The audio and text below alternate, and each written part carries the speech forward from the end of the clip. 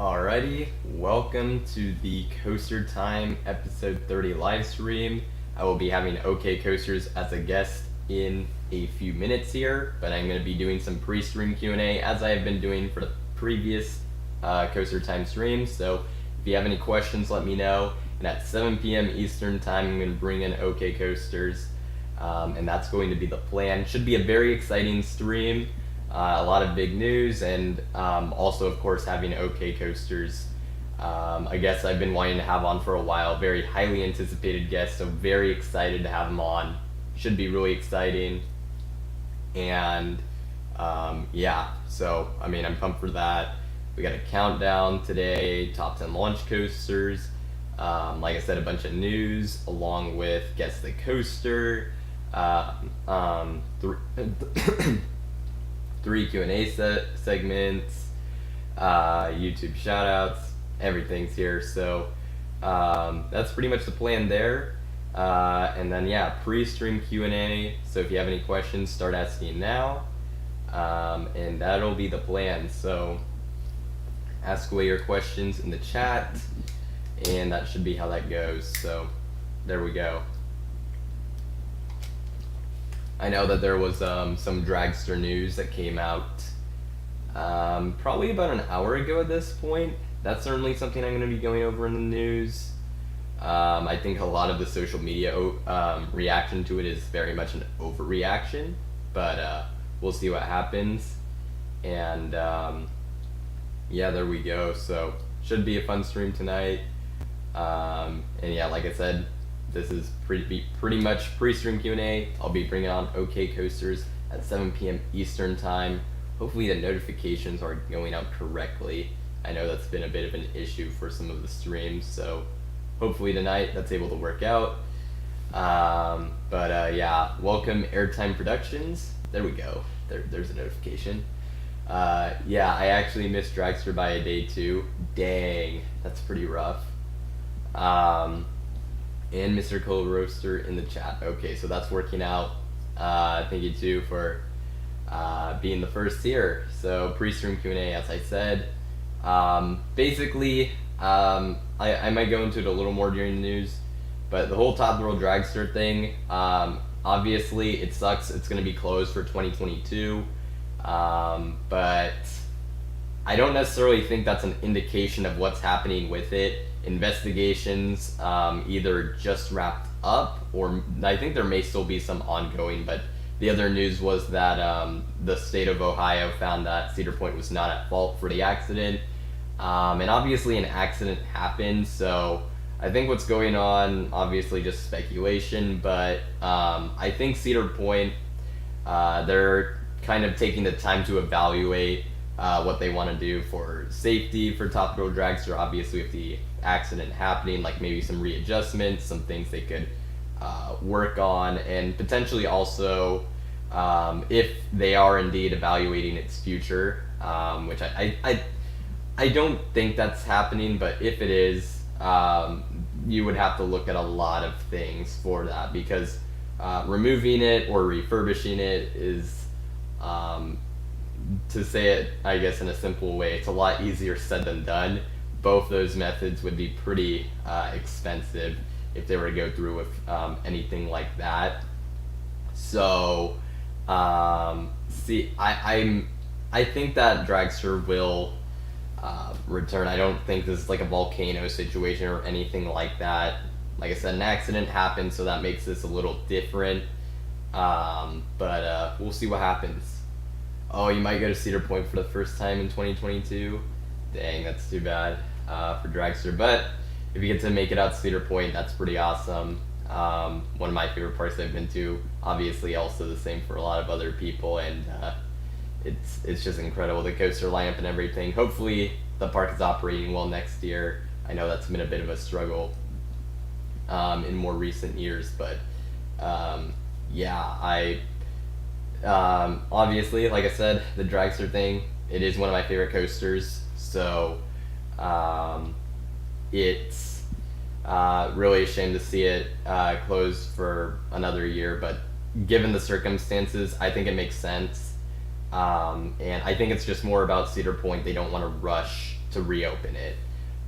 If there's some things they want to evaluate, whether that's with safety or just determining if they want to keep the coaster around, do they want to put a lot of money in refurbishment. There's probably a lot of things going on, and if the future is in question, I don't think they have decided yet what they're going to do. If they decide not to open it in 2022, I think they might more just evaluate it. So that's pretty much. I think I probably won't go into it too much more when we get into the actual news. But I had to say that because the social media reaction is kind of insane. It's way too early to say anything about its future at this point. So yeah, just wanted to say that. But any questions you have or any news topics or anything you wanted me to talk about before I bring in OK Coasters, let me know. And in about 7 minutes here, I'll be bringing him on. So like I said, should be pretty exciting. Really happy to finally get him on. And I know you as the viewers have been requesting him for such a long time. So I'm really happy that we were able to make this work. And it's just awesome finally seeing it happen. So really excited for that. So should be a fun stream for sure. And now we have more people coming in. So Q&A, ask any questions, or just have anything you want me to talk about, you can put it in the chat. And yeah, we'll go from there in a little bit. But yeah, like I said, should be a pretty fun stream. Yeah, so should be pretty exciting. Thank you, Stamford Bridge. Yes, like I said, very excited to have OK Coasters on here.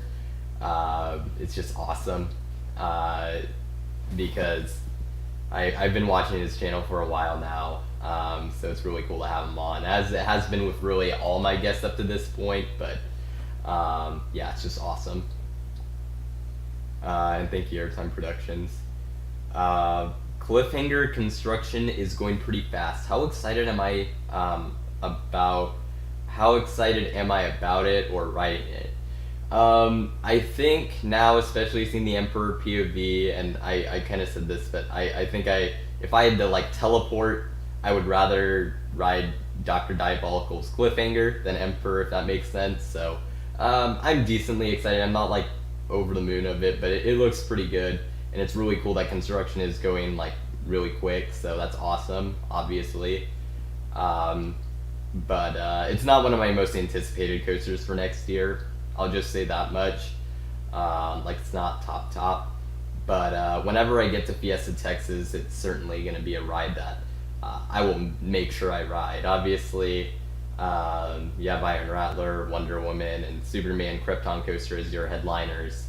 But I think it'll fit right in, like, kind of in that like top 4, and be a great ride for everyone. So it should be a fun ride for sure. Hey Sean in the chat. Yeah, it should be a fun stream. I'm very excited to do it. So that's gonna be awesome. Yeah, so any more questions? About 5 minutes here before OK Coasters comes in, and then we'll get the stream started, go into the news, all that good stuff, guess the coaster, countdown, shoutouts, topics to discuss, all that good stuff, and Q&A of course. So yeah, there you go. Should be pretty exciting. I hope we see a POV for Storm at Dubai Hills Mall soon. Yeah, I really want to see that as well. The only thing that's a bit concerning is I saw somewhere that they have a policy where they don't really allow cameras at all for it. But I know they filmed a POV because I found a video with a few clips of a POV. I was just looking for it, and I actually did find one. It doesn't have much, but at least we know they filmed a POV, so hopefully they'll release one soon.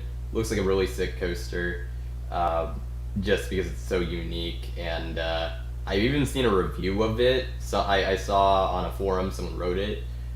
They said the launch was really good, so it has a vertical launch, so the ride looks sick. Would I be interested in the roller coaster rodeo event at Fiesta Texas?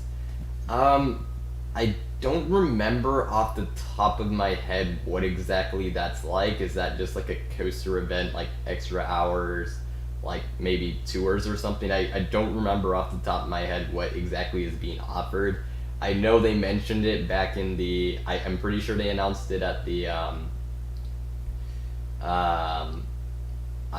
when they announced Dr. Diabolical's cliffhanger, but I don't remember it off the top of my head what exactly is going on. I immediately thought of you when I heard that Storm was opening. I was like, yes, you'll be able to do it. I will warn you though, the coaster is pretty expensive.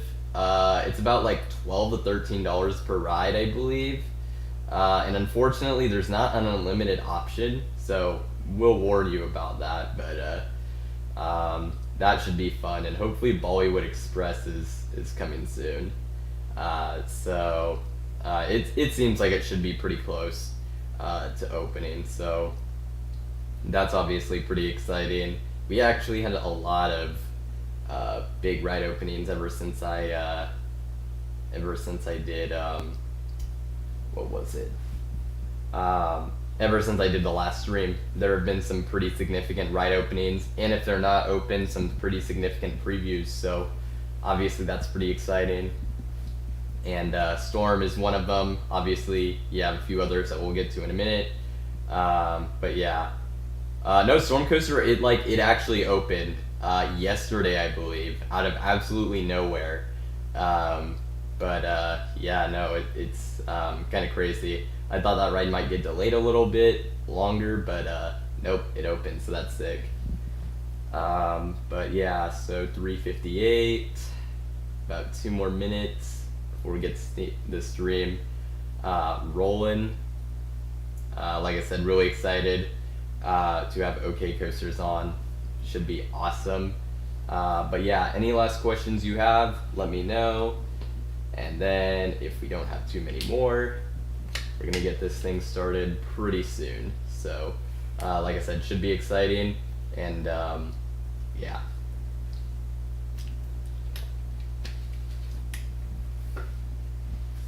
Let's see, just looking through chat, seeing if everything's good. I imagine audio's good here, so you guys can hear me, so that's good. And just gonna make sure.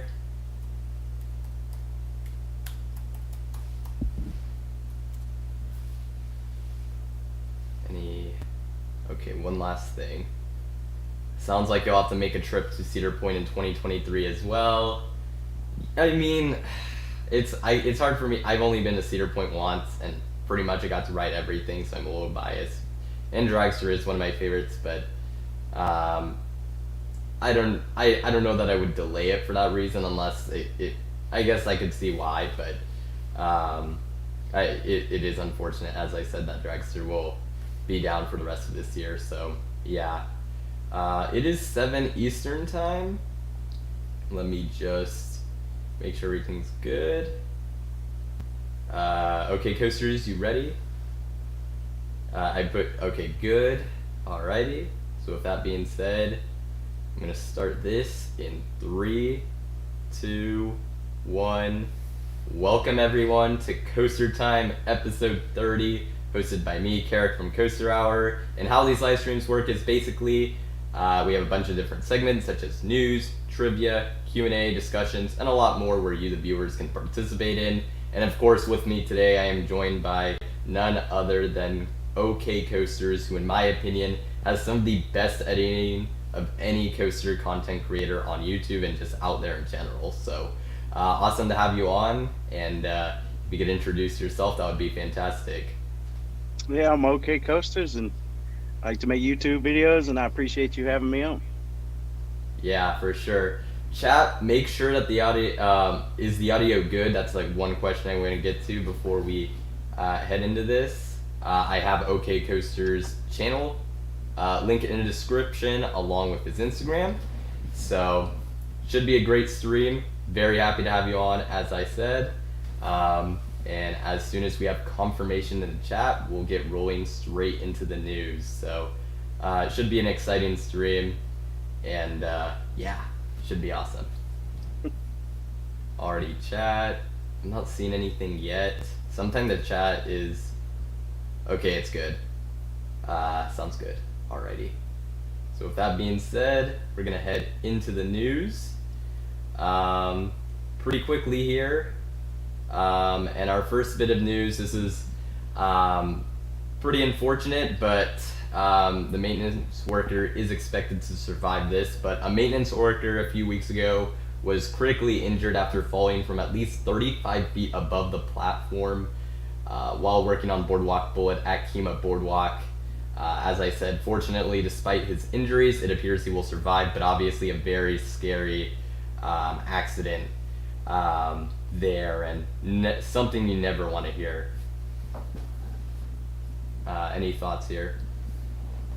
I hope everything's going to end up being okay. It's definitely sad to hear. Yeah, it's pretty tragic. These guys who work on maintenance for these rides, I really don't feel like we talk about them enough because they really keep the ride safe, and through all the like daily checks, routine checks, and just working on rides when something is needed to be replaced or kind of fixed up a bit. They do a lot of good work for us in general, so it's always very sad when something like this happens. The next thing we have are ride openings. We have a bunch of ride openings that happen. We have Roaring Timbers, the GCI coaster at Sun World Han Tom Nature Park in Vietnam, along with Icebreaker at SeaWorld Orlando, obviously being like the big one here in America, along with some other lesser known ones such as Storm Coaster, which is an Intamin vertical launched coaster. Very strange. It's almost like a polar coaster, but miniature and indoors. Along with Genting Skyworlds, a new park in Malaysia, and an SBF Visa coaster called Twist and Shout. That's a new credit for those of you in Kentucky. Any thoughts on any of these ride openings? That GCI looks really good. That's a GCI, right? Yeah. Yeah, it looks really good. I was looking at it today. It's got a really cool drop on it. Yeah, really unique one. It looks really cool. I haven't heard any reviews from it, but I hope to hear some soon. Yeah, and as far as Icebreaker goes, that's actually really good. I got a chance to ride it about a week ago. Really liked that a lot. It was a lot better than I was expecting. Yeah, that's what I've been hearing from a lot of people. I'm happy that it exceeded a lot of expectations, so happy to hear that from you as well. And then along with that, I'll just mention it, there were Iron Gwazi and Peppa Pig theme park previews. Technically they haven't opened yet, so I'm not going to report on it yet, but those did happen, so there you go. Next we have ride reopenings. These are just from refurbishments or repaints. Jurassic Park River Adventure at Universal Studios, Islands of Adventure. That had a refurbishment. It is back. Mr. Freeze at Six Flags Over Texas had a repaint, went back to its old blue color scheme. It's back open. And then Splash Mountain at Magic Kingdom, just some routine maintenance there. So nothing too big here, but those are your ride reopenings. And we have an opening date for Tidal Surge at SeaWorld San Antonio, the new flat ride, opening on March 5th. Any thoughts on this ride? I really like those. I haven't got a chance to get out to that park yet, but it'll definitely be a good addition to the park for sure. Yeah, they do need like flat rides, so this I think makes sense. I haven't ridden one of these. They actually look really fun, so it's cool to hear that you've done one. These look like really fun rides. Yeah, it's probably my favorite flat ride. They give a lot of good airtime. Yeah, that's kind of what appeals to me, so that's awesome that you've gotten to do one. In terms of ride closures, we have Goliath at Six Flags New England. We've already known it was going to be closed, but now it's officially demolished. Like, it is gone, not ever coming back. There were pictures that were shown that had it completely demolished. And then along with that, we have a few temporary closures with Montezooma's Revenge. It'll be down until 2023 for refurbishment. And then also Freischütz at Bayern Park. It is a launched Mauer coaster. Has the most inversions, I believe, of any Mauer coaster. It is going to be down also for this entire year for a launch refurb, or most of this year for a launch refurb. Any thoughts on any of the ride closures?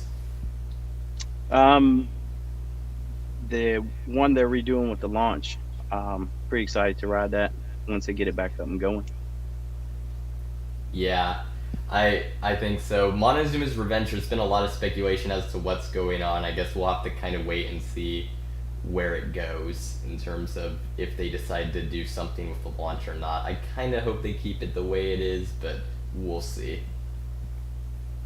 Next we have RP Rides. They are the new sales partner for RMC for their European projects. If you didn't know, Vekoma used to be the RMC sales partner, but RMC changed this, and this may have actually happened as early as like mid to late 2021, and it just wasn't known about. Hard to say if how this will impact RMC. Maybe we'll see more coasters over in Europe. Maybe it's not that big of a difference, and it's just kind of like a change. I assume they did it for some reason. So I guess if we see more RMC projects in Europe, this may be a reason why. So hopefully we do, because I know those of you in Europe who want to ride RMCs, you have to travel pretty far depending on where you live. So this might be a good thing. Any thoughts here? More RMCs is always good. Yeah, for sure. So I 100% agree with that. And then we had obviously the big story of the last few weeks. SeaWorld attempted to take over Cedar Fair with a $3.4 billion bid, and only recently was it rejected. Any thoughts on this entire situation, like just seeing it all happen? It could have been good in a lot of ways, but I think personally I'm glad that it didn't go through. I kind of like the competition they have, especially when you think about, situations like Busch Gardens, Williamsburg, and King's Dominion. They're so close. I feel like if they're separate, it's probably going to be better in the long run. Yeah, I think the competition is probably the thing that I think would have been a little bit problematic had they combined, because I mean, it does really feel like in a lot of ways Cedar Fair and SeaWorld have competed a lot in the past. I mean, just look at the Virginia parks. I think there could have been some good if SeaWorld purchased Cedar Fair, but I think it's probably for the best they just stayed separate. So I agree with that. In this situation too, they're both, both companies run them really well. So, you wouldn't have seen a lot there if SeaWorld had a bomb. So yeah, I'm glad they're staying the same. Yeah, I think the biggest things if SeaWorld did buy Cedar Fair, some things I could have seen is maybe we could see certain manufacturers SeaWorld has worked with that we haven't seen Cedar Fair work with, like rides and coasters go to their parks now, which would have been nice. And there's a few other things I think that could have been changed for the better, but I think this overall, it's just better that they are separate. So yeah, I agree. The next thing we have is Silver Dollar City has purchased 800 acres of land. Now don't get too excited in terms of this being related to park stuff, because this land is expected to be used for resort purposes, and this was land from an abandoned resort. So probably just more like, just resort things, but I guess it's nice that they have land to kind of expand that, probably into what will probably be more hotels and things of that sort. I haven't been to Silver Dollar City, so I don't know exactly what the resort situation is like, but I know that Dollywood's like doing a lot. So yeah, any thoughts on this?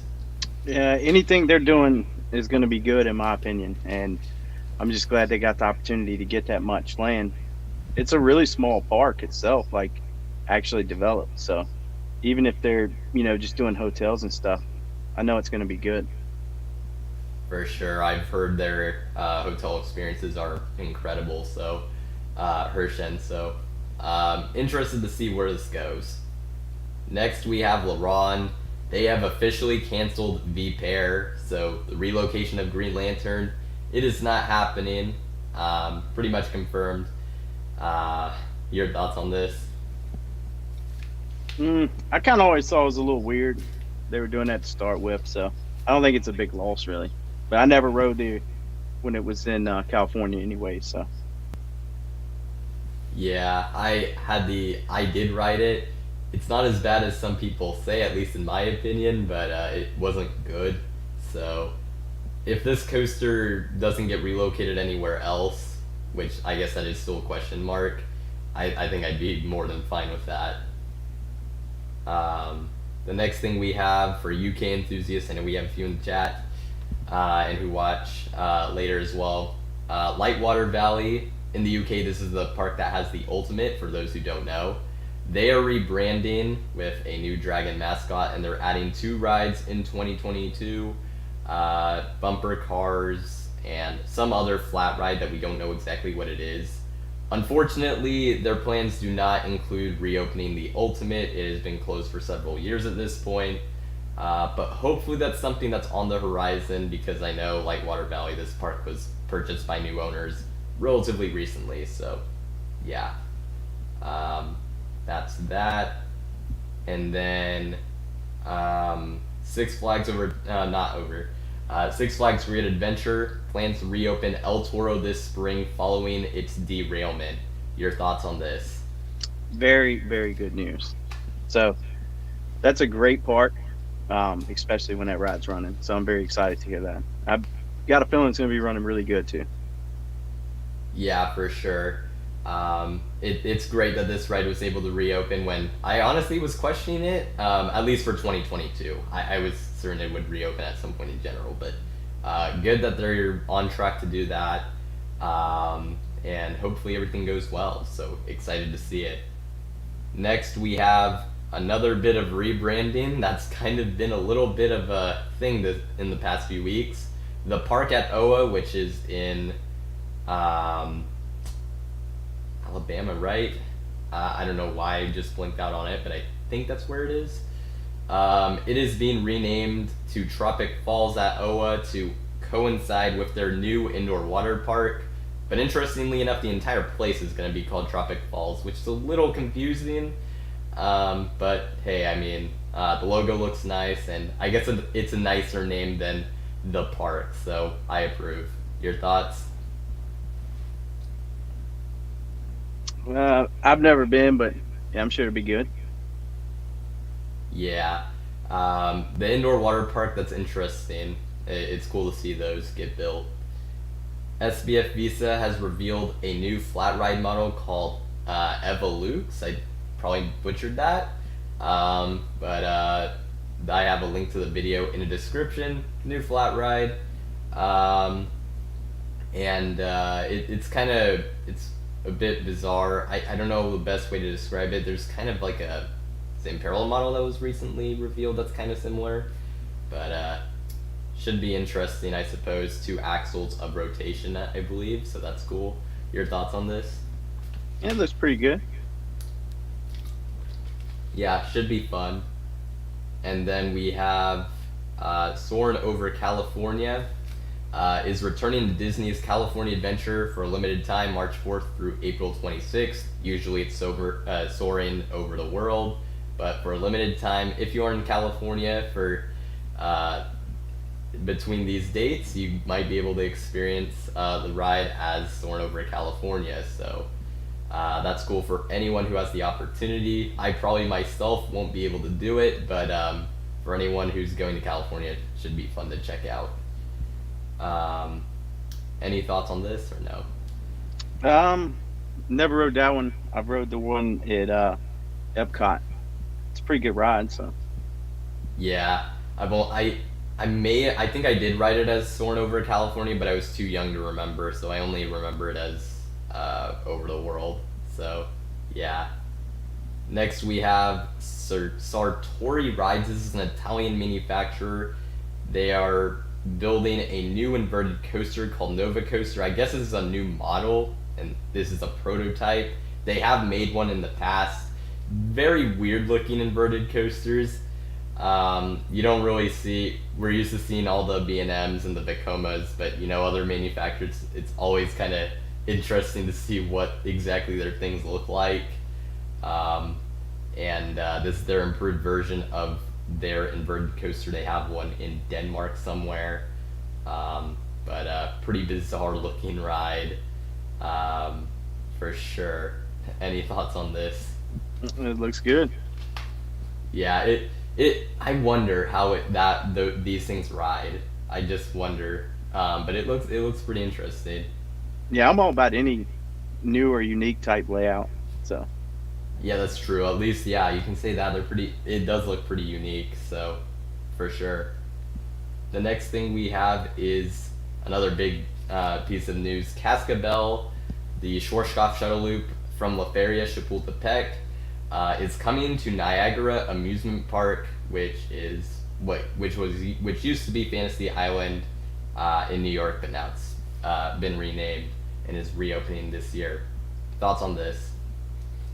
yeah, definitely should be pretty good, I would think. I saw where it was on YouTube, and then I think it was the next day the park made an official statement. So I was thinking they must have felt like they needed to do that. Yeah, probably. So that's like, yeah, literally how it went. So kind of funny that they actually did go out of their way even afterwards. Usually the parks won't, but they did here. Yeah, it was like nice. right after. Yeah, it was pretty funny. But hey, it's really nice to see it. It's really cool to see another Schwarzkopf shuttle loop in the States, and just in general, just staying alive because it's a rare model. So Yeah. I'm happy about it. And then we have Big Play Entertainment Center in Mississippi. They are receiving 2 new coasters for 2022. Why is this significant? Well, if you watched the Theme Park Crazy video from a while back, you would know that Mississippi only has 1 coaster, and it's one of the most remote coasters in the entire United States. There's like barely anything around it. So this is significant for them. And they are getting an inner park Cyclone, the model here, along with some other unknown model, just probably a smaller kiddie coaster. Also, that other coaster in Mississippi that they have, it's only open for a few days every year. So something that's open a little more consistently is probably appreciated. Your thoughts? Yep, that sounds good. Yep. So I guess for those of you in Mississippi or nearby, a few new credits to check out. Next we have Tato Park, going along with rebranding news. This is a park in Ireland. They have Cuckoo Lane, which is an awesome looking gravity group wooden coaster. They're getting a Vekoma STC next year, that being the model that Hal's Uberkopf is. They are rebranding and receiving a new name in 2023, which is a bit unexpected and strange because they are named after a basically crisp or chip brand in Ireland that literally has their factory tour next to the park. So it's a bit interesting that they're rebranding, but yeah, that's something.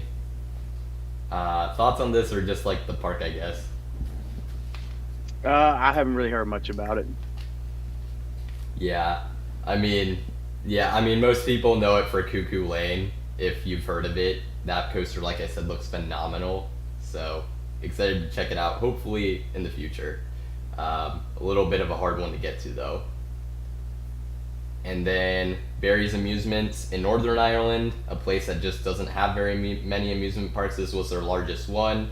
Well, it has been purchased and saved. It was thought to have closed for good, but it's been saved. It's been purchased by the owners of another small park in Ireland called Curry's Fun Park.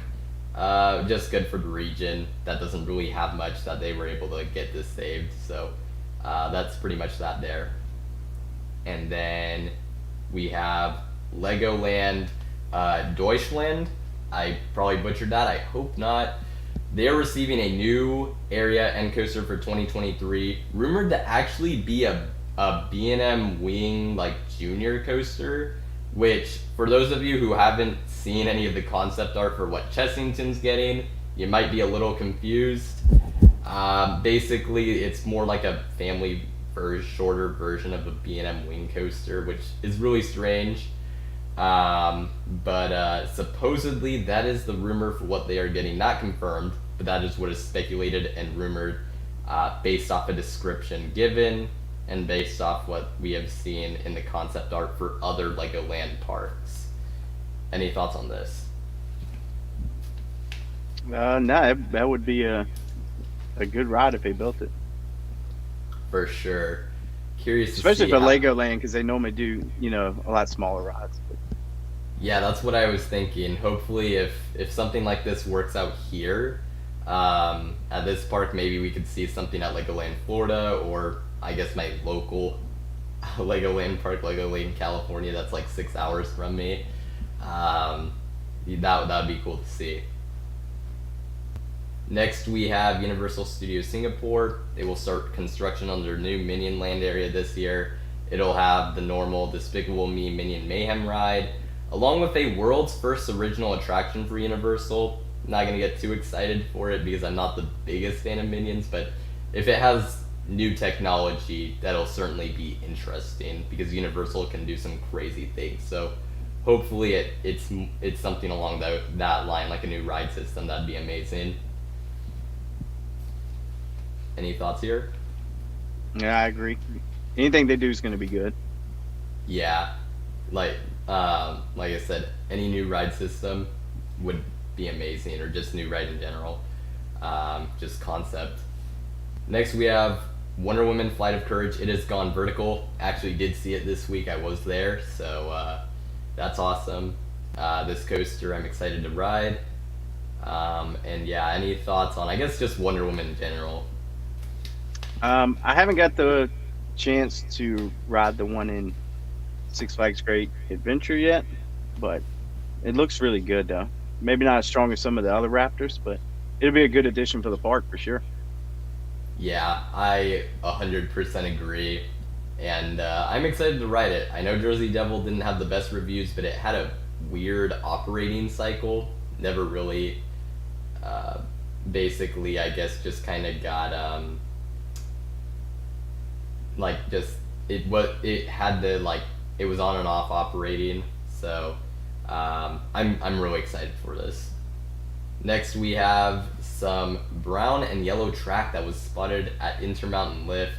Huge thanks to JW Coasters for taking the pictures and also allowing me to use it. But more brown and yellow track has been spotted at Intermountain Lift. This is rumored to be for the Donkey Kong coaster for specifically Epic Universe, because we saw some of this track for the one going to Japan, and that one's actually, I believe, been sent over there. And this is expected to be for Epic Universe, but not confirmed. Any thoughts here? Yeah, it looks good though. Yeah, for sure. I'm curious to see what this Donkey Kong coaster will look like when we finally get to see it in its entirety. So I'm excited. Next, we have American Drear Looping. It has been topped off.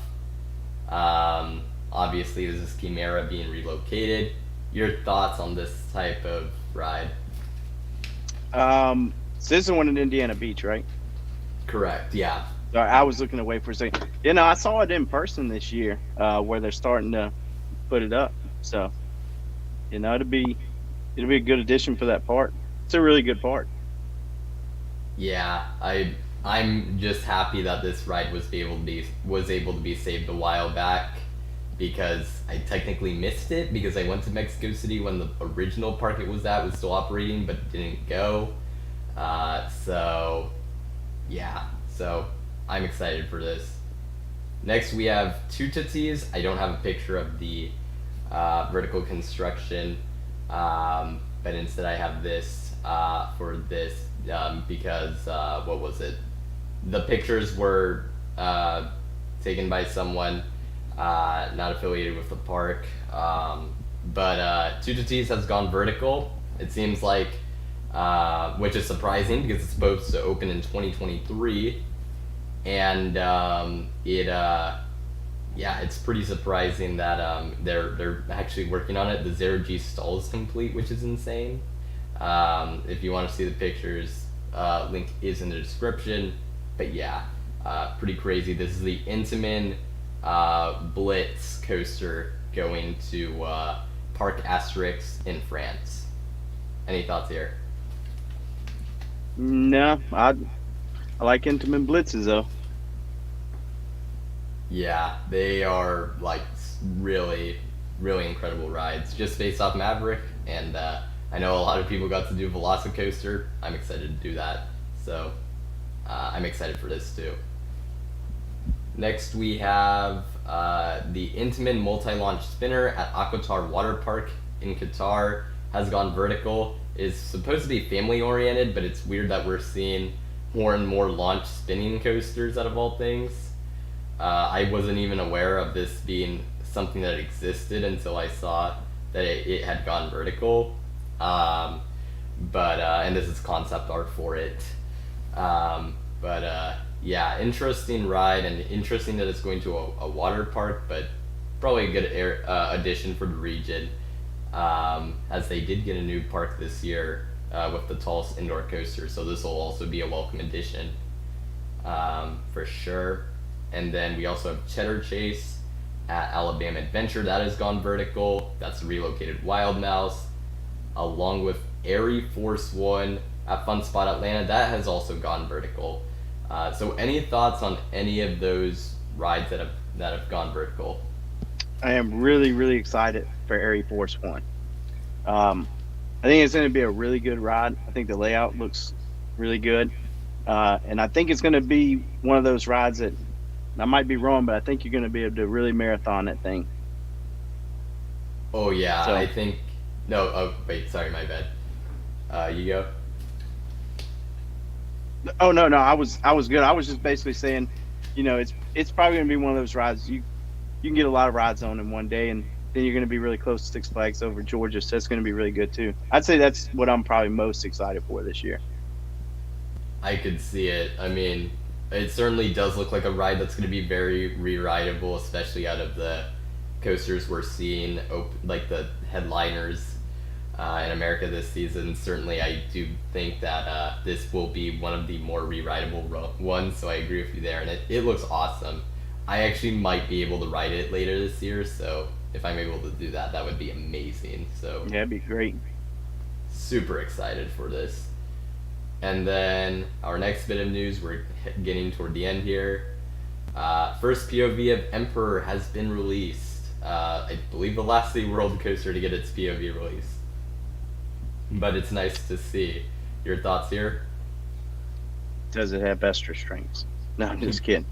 No, I'm just glad it's finally opening. Yeah, for sure. And this is a coaster that I'm not going to say I'll get to it this year, because San Diego, even though I'm in California, it's like 6 hours from me. But in the future, this is certainly a ride I plan on getting to, so excited to experience it. Looks really good from the layout. Next we have Hurler at Carowinds. It is receiving some retracking, as confirmed by the Carowinds social media pages. And SheiKra is actually receiving some retracking in certain spots. Some you could actually see, I think recently they were actually working on it. And so I have a link to the pictures of both of those in the description in terms of them actually getting retracked. So that is interesting. Thoughts on either of these? I wonder if the retracking for SheiKra is going to be near all that water, because that's I a really believe smooth so. coaster. Yeah, I was thinking, maybe that's had an effect on the ride. And Hurler at Carowinds, it needs to go. It's really bad. I think most people would agree with you on that. Yeah, I mean, you had to RMC it, even if they, do another Twisted Timbers. But man, that thing it's bad. I have not ridden it, but it certainly does not look good from what I've heard. So that I can agree with you there. And then yeah, I think you're right. I do believe they are doing the retrack by the splashdown area, which makes sense. So yeah. Next we have SeaWorld Orlando. They have had some fencing go up. Amusement Insider had a picture of it on his Twitter, which if you want to check that out, link is in the description. And this is expected to be for their next coaster, of course, being that rumored B&M surf coaster. Thoughts here? Really good. That park is really, really coming together fast. Yeah, really is. I find it funny that like the fencing goes up literally on the day before Icebreaker opens, because I think that's literally when it happened, or at least when people noticed. So they're really getting to work really quick on this, it seems like. But well, obviously after, I know they kind of had it like that area kind of fenced at one point, but getting back to work on whatever they're doing. So Yeah, they're. If you look at them, I mean, they were painting Kraken at the same time that they were painting Manta, while they were about to open Icebreaker. At the same time, they're supposedly putting up fencing for a new ride. Like I mean, they're really doing a lot really fast. yep. And that Kraken repaint, I have a hunch that the color scheme of the surf coaster, not just because it was in the like fan made renderings, but I have a feeling it's gonna have a color scheme similar to what Kraken's originally was. I have a feeling that's what we're gonna see, but we'll see what happens. I haven't thought about that, but that is a really good point. But I didn't like the new paint on Kraken at first, but it's really grown on me now. I think it looks really good. Yeah, it's interesting. I'll say that, but happy to hear that it's growing on you. And then the next thing we have, this literally just came in, but I was originally not gonna put anything in within like an hour or two of the stream happening, but this had to be put in. Top Thrill Dragster will be down for the entire 2022 season. Along with that, we got news that the state of Ohio has determined Cedar Point is not at fault for the ride's 2021 accident. So both those things came at the same time. I think they were addressed by the park at the same time. I'll just ask what your thoughts are. I just heard the news too, and it's a little too much to even think about it. I think they're either going to be redoing the queue completely or trying to figure out what to do with it. Yeah, I was talking about it earlier before the stream because that was like kind of the hot thing that came up. I think I think they're more evaluating it for the accident. I know social media is kind of going crazy and going all over the place with news like this, but you got to remember that Top Thrill Dragster did close because of an accident, and so even though the state has said that Cedar Point is not at fault, I'm not sure, but I think investigations may still be going on. I'm not entirely sure how that's all going. If not, it just recently wrapped up, and they have to be evaluating some things, whether that's, as you said, the queue. I do think something like that could be happening where they redo a lot of the queue, and maybe they are thinking about its future, like what exactly they're going to do with it. And I think they'll take the time this season to kind of evaluate those things or work on, as you said, the queue. So I agree with you there. And then the next thing we have are two rumors. Sequoia Magic Loop at Gardaland in Italy. This is an S&S Screamin' Squirrel, I think is the model. Off the top of my head, very weird looking ride if you've ever seen it. It may have closed for good, as it has been taken off the website and it is not labeled on the park map, even though it actually physically appears on the map. But we'll see what happens. As I said, this is a rumor. We'll see what happens. And then we also have our SeaWorld San Diego rumor. This is from Screamscape. Obviously, reliability here is something to consider, but like I said, that's why it's a rumor. SeaWorld San Diego may be adding an S&S Screamin' Swing. Not that far-fetched. I think it would be a great ride for the park. And we're seeing them add them to their park, so it certainly is possible. Your thoughts on either of these? It looked pretty good. Yeah, I mean, I would be pretty happy with SeaWorld San Diego getting one of these. I don't think California has one of these rides, so I'd be super happy with this.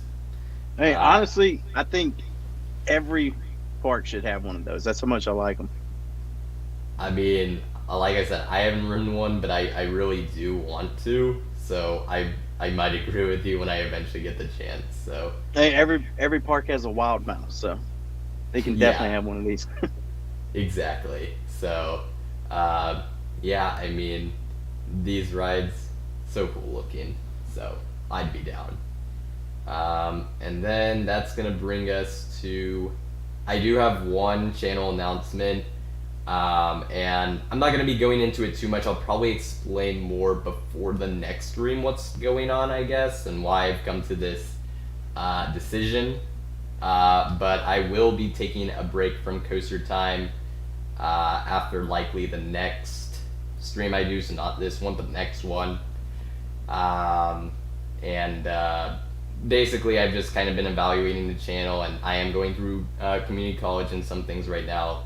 I will still be uploading content to the channel, but I am going to be taking a break from these streams, and I'll go a little more into it a little later. But I just wanted to say that so I didn't drop that next stream, which is likely going to be the last one before I take what will likely be a pretty long, pretty decently long break, like probably a few months at least. So just wanted to say that.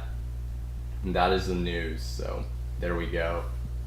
And with that being said, we'll go into our first Q&A. So any questions you have, ask away. I'm excited to see the videos you'll have coming, by the way. Thank you. And then who Yeah. knows, maybe you could come back around and do these type of podcast type things again too. So I know it'll be good, whatever you do. Thank you. And I'm taking I'm saying I'm taking a break, so it's not like permanent. I don't want to give off that idea, but it's something where I probably won't get back to it till at least summer. Is basically what I'm going to say. So yeah. Let's see. First question. Thoughts on Dr. Diabolical's cliffhanger at Fiesta Texas? I'll let you answer this.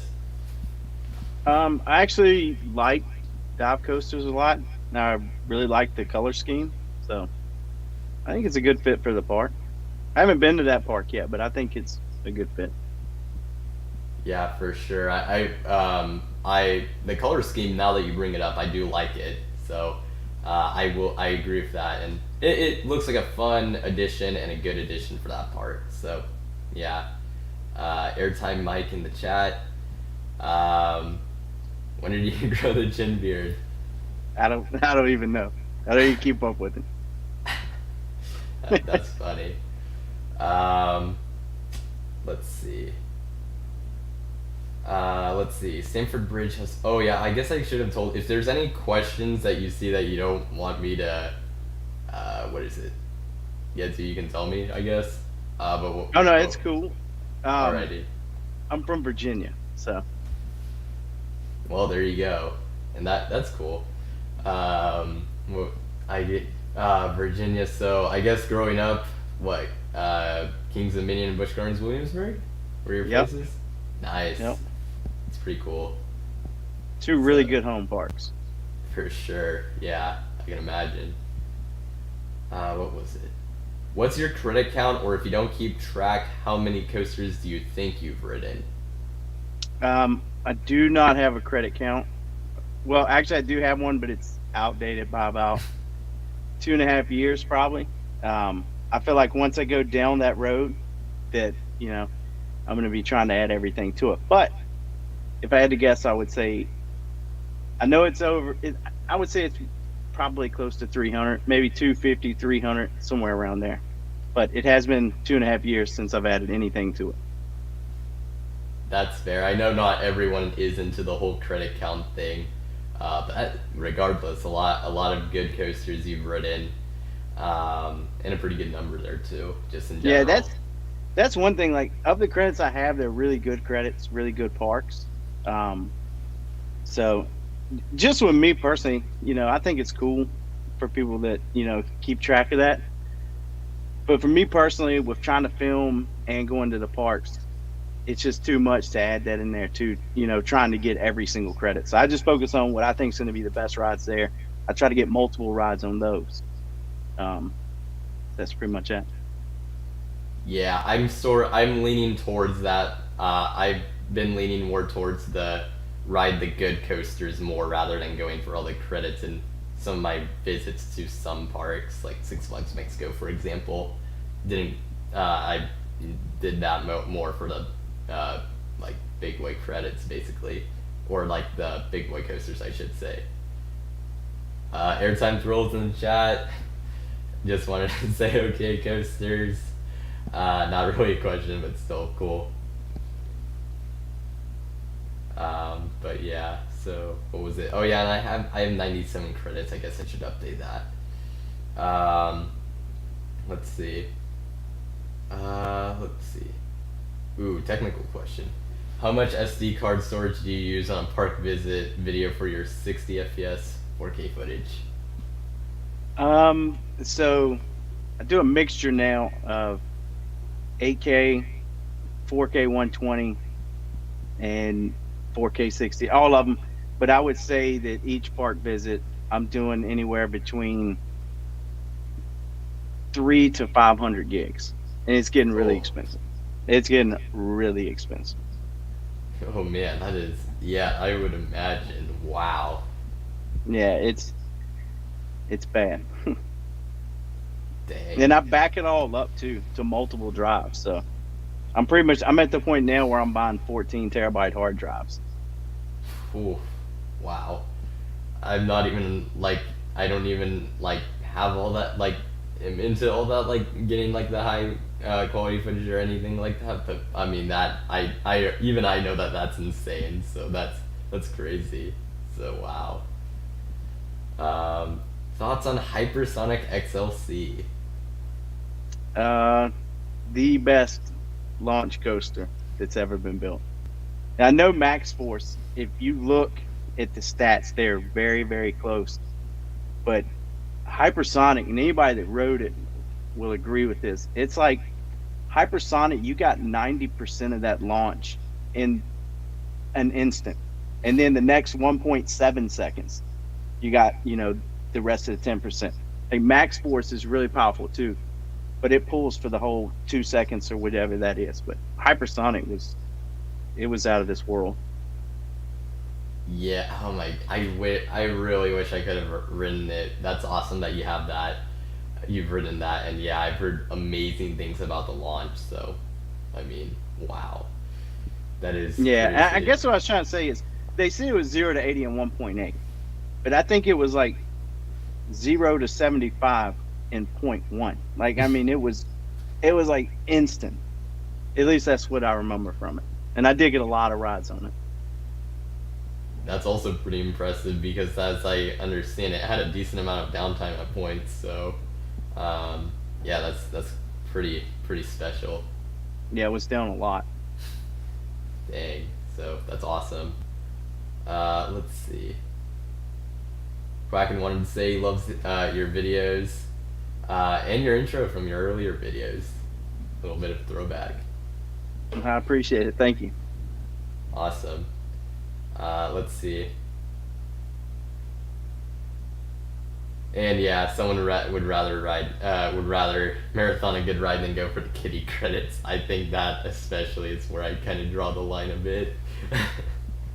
I mean, don't get me wrong. If I go to a park that I go to all the time, and I just been riding all day, I mean, I will ride those just to do it. But if I go to a park that's really far away, it's not something I put a big focus on at all. Like for Hershey Park example, I would rather ride Sky Rush 10 times than ride most anything else there, Yeah, I get that. Yeah, same thing here. Most of California parks, I try to get the credit since I'm nearby, but other than that, for the most part, I'm not necessarily going for all that. So I agree there. Let's see. Your videos are so well crafted. Is your video / editing skill set connected in any way with your job? No, I just started doing this for fun, but the funny thing is, like, most places won't even hire me because I don't have a degree. So, Oh wow. yeah, I would like to work for a company, but they all want a degree. So, but yeah, no, I just do it for fun. I just really like it. Dang. I mean, you've gotten really good at it then, so that's awesome. Love that you went into that. For sure. Let's see. What other questions we have? How do you manage riding roller coasters and filming? That's a great question. It's really, really hard. So my number one priority is always riding, because without that, I start to lose, the want to make videos.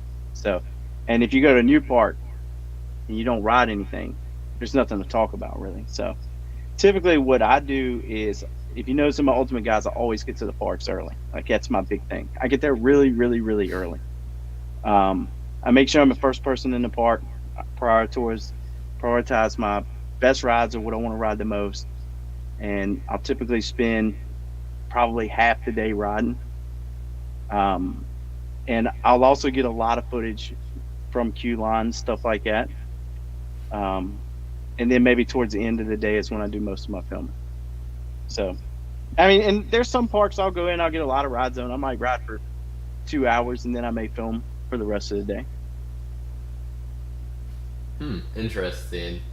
I guess that would be like obvious. The queue lines, I guess that one's pretty obvious because you might as well, right? But yeah, I guess earlier in the day, yeah, like you got to get your rides in then because that's going to be like your best opportunity. So, in most cases, so no, yeah, that makes a lot of sense. Let's see. What's the one thing about video making you have the hardest time with, or you would consider as your weakest point?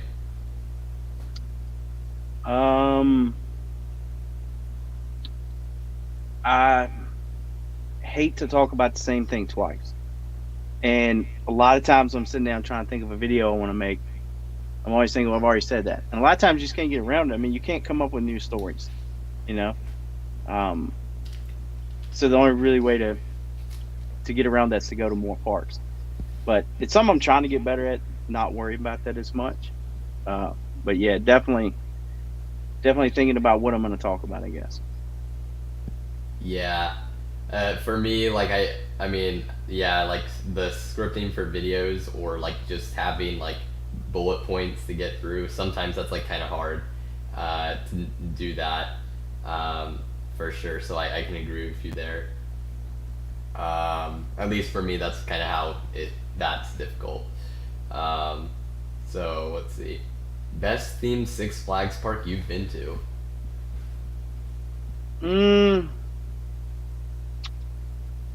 Trying to think here. My favorite Six Flags park, I'll just say it that way, because I don't really know. I haven't really thought about the theme that much, but my favorite Six Flags park would be Great America.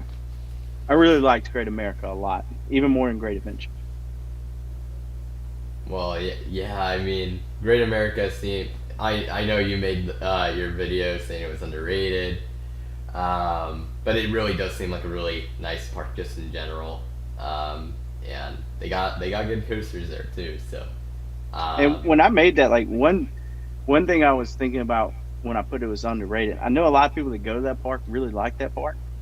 Most people, say good things about it once they go, but for me personally, I just don't see much content on it. I don't see many people get out there. You look at Magic Mountain and Great Adventure. I mean, you got 30 videos a day coming out on those parks. I never see anything on Great America. It's very rare. Yeah, Yeah, you're right on that because yeah, you always see there's so much content with Magic Mountain Great Adventure, but And Great Fiesta, America, yeah. Texas, Yep. and over Georgia. I mean, it's tons of content. But yeah, you don't see anything on that one. Yeah, and it's near Chicago, so decent population base to pull from, but guess it just hasn't worked out. You That's get some interesting. big crowds too. Yeah, exactly. Um, I guess, but best theme Six Flags Park, that's the question. Six Flags Mexico, that pretty easily, because it actually has theming, out of the three I've been to. Um, but yeah, let's see. Uh, hmm. This might be more of a question for you. I'm not even sure. I cannot answer this for sure because I don't have experience. What are your thoughts on using an iPhone or Android as a GoPro alternative with the GoPro accessories compared to a regular GoPro or action camera? I can't answer that. I think that you can get incredible footage off of your phone. And me personally, if it's just getting footage, I use iPhone, and I probably like the camera on that better, to be honest with you. I think it looks more realistic. You got more zoom options, and I get a lot of footage with the iPhone too, and I put it in my videos. Nobody ever noticed. I mean, you can get really, really good footage off of both of those, but for any park that allows you to film, the GoPro is obviously going to be the safest route to go because you got so many accessories with it for on-ride filming.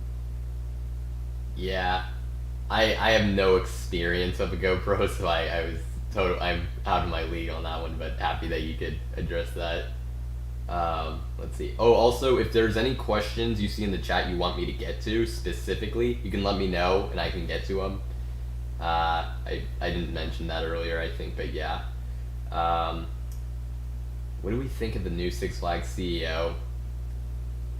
You want to go first with this? I honestly, I don't know much about the new CEO. Actually, I don't know So, anything, to be honest with you. I'll just like quickly go through it. So for those who don't know, Michael Spanos, he was the CEO for the last few years since John Reed Anderson, or Jim Reed Anderson, left. He was outed a few months ago. So a guy named Salim Basul is the new CEO, and they've been making some changes to their season passes and whatnot. I think it's a little too early for me to say that much on him, so I'm still.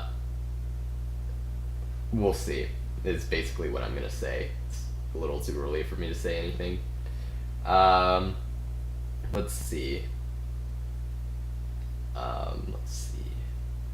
Do you think that Kodoland will become a competitor for Texas theme parks? I think it's kind of like its own contained thing. I think it's just something like nice for people to do. I'm sure, yes, like some of the ride editions will like probably like make other parks want to do other like add rides, but I don't know that it's going to be that big of a competitor, if that makes sense. Your thoughts? I don't know much about it, to be honest with you. Yeah, it's a like brand new park basically that's getting palindrome. Like they're very new, so yeah. Let's see what else we have. And actually, I'll probably do. Let's see, what time are we at? Okay, 5 more minutes of Q&A, and then we'll move on to the next segment. If you have any questions we didn't get to, you can ask them for the next Q&A. If that's fine with you, okay, coasters, and yeah. I'm gonna hold off. I see the football hour question. I'm gonna hold off on that for a little bit, maybe like in a later Q&A. And then I see what motivated you to be a coaster enthusiast. That's actually something we're gonna get to a little bit later, so I'll hold off on that too. That was already there. So, what's your main hobby outside of coasters? I used to work on cars a lot. Nice. Now I would say sports, spending time with family. probably my two favorite things to do. What sports do you watch? Um, I mainly watch football, and I watch basketball too, but not near as much as football. What's your So I call football team? Virginia Tech. Oh, nice. All right. Okay. Yeah, and NFL is so I like to watch college players in the NFL. Okay. So that's kind of I like watching a lot of NFL. It's really Yeah. cool to me to see players in college and see how they do once they get over to the NFL. Yeah. For me, I've been an NFL like kind of first guy, but it does like it that is kind of cool like for people who like kind of follow from college to the NFL. That's like a totally like I feel like different perspective than what I have, so that's like really cool, for sure. But I'll watch college too. Root for my Yeah, local team, Fresno State. Here's kind of example. So we played Cal in a bowl game. I want to say it was an Inside Bowl, maybe like 2003, and they put like 50 points on us. I mean, they were Ooh. throwing it like crazy, and then it just so happens that was Aaron Rodgers. So I mean, it's really cool to see those players, how they do once they get into the NFL. That's what I like about it. Yeah. I guess I have been more college games than NFL games, but it's mostly been Fresno State, and most of them I was too young to remember. But no, I can totally see that. So, and yeah, like seeing Aaron Rodgers in college, that is crazy. That is Yeah, actually I was like, who insane. is this guy throwing like this on us? And then now I'm like, okay, that makes sense. Wow, that is something. Let's see. What other questions are there? Have you been to Santa Monica Pier? Have you been there by any chance? I have not, no. I went this last year. I rode the coaster. It's actually better than I expected, but I mean, if you're only there for a little bit, like I wouldn't necessarily recommend it. It's a nice park. I'll give it that. They actually follow me on Instagram for whatever that's worth. But it's a nice small park. That's what I'll say about it. And if you are near there, then I would highly recommend just hitting it up because why not? They have some nice rides there, and the coaster. It's expensive, but it's solid. I'll give a good review because it legitimately was nice when we were there. But I've only been there once, so yeah. Let's see. Any last questions? Let's see. Like I said, if there's a specific question you want me to get to, you can let me know. But let's see. Trying to go for more like an experience one, but I'm not seeing it. Okay, I found one. The classic question: have you ever been stung on a bee on a roller coaster? I don't think so. If I have, it was a long time ago. But yeah, I don't think I have. Well, that is good. It's insane. I think we've only had one person, but even still, the fact that we've had one person who's gotten stung is crazy. So Yeah. I think I'd um, be more worried about like if it kept stinging you. You couldn't get out. oh boy, yeah. But yeah, that would be pretty painful, for sure. Oh, and I guess someone asked if you were going to Hollywood Nights. Airtime Mike. Yeah, he would ask that. I have every intention of coming to Hollywood Nights if I get selected. So Yeah. yeah, I definitely want to go there. I got to see if it's you got to see how it is. I've been to Holiday World a couple times, but just never for that event. Yeah, I mean that I want to go so bad too. Didn't participate in that whole raffle thing they're doing this year, but because I'm not gonna go this year. But for anyone who's wanting to go, I hope on watching this, I hope you get picked. Good luck there, because I know it's kind of crazy. Yeah, I Um, put it in like right away. So I definitely hope they pick me. for sure. Oh, okay. Actually, I will. This is actually a cool question. Parts of Points asks, how long does it take you to match the music with your videos? And that's always perfect. So it used to take me forever, but I'm trying to like kind of let that go a little bit. Um, but I think it's more about picking the song and then you know thinking about what you're gonna say. So, but like I say, I've been trying to let that go because it's getting. I'm adding so many things to it. It's just taking too long to make a video. But I do Yeah. appreciate that though. Yeah, no, I would agree with him too. That like when the music, when you match it with the footage and you put it in your videos, it always is like really good. Pretty much, yeah, perfect is like best way to describe it. Yeah, so that's gonna be the Q&A for now. If you have any questions, we might circle back to it. Well, yeah, we will. You can ask them in the next Q&A. And then the next thing we have is, let me just make sure. Yes, the Guess the Coaster game. For those of you who are new, basically you ask yes or no questions in the chat. One of us will have a random coaster. We'll switch off back and forth. I'll start it off first, but you can ask questions in the chat to try to guess the coaster that I'm thinking of, which in this case I'm using RCDB for this. So let me get my coaster, and we'll be switching back and forth. So you can think of your own coasters as well. Okay, coasters. But I'll do this first round. Yeah, I'm not supposed to guess, am I? You can actually like if you have a but here the thing is for you, if you have a coaster that you want to guess, if you can do it in the private chat, that would be good. So that way we're not spoiling it for the chat. So yeah, if that makes sense. If you can see the private. Okay, so yeah. All right, so I have my coaster. You can put your if you have clue questions, that can go in a regular chat if that makes sense, if you want to do it that way. So I don't even see how I can even add anything to the regular chat.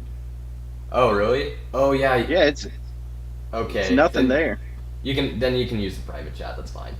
Yeah, Yeah.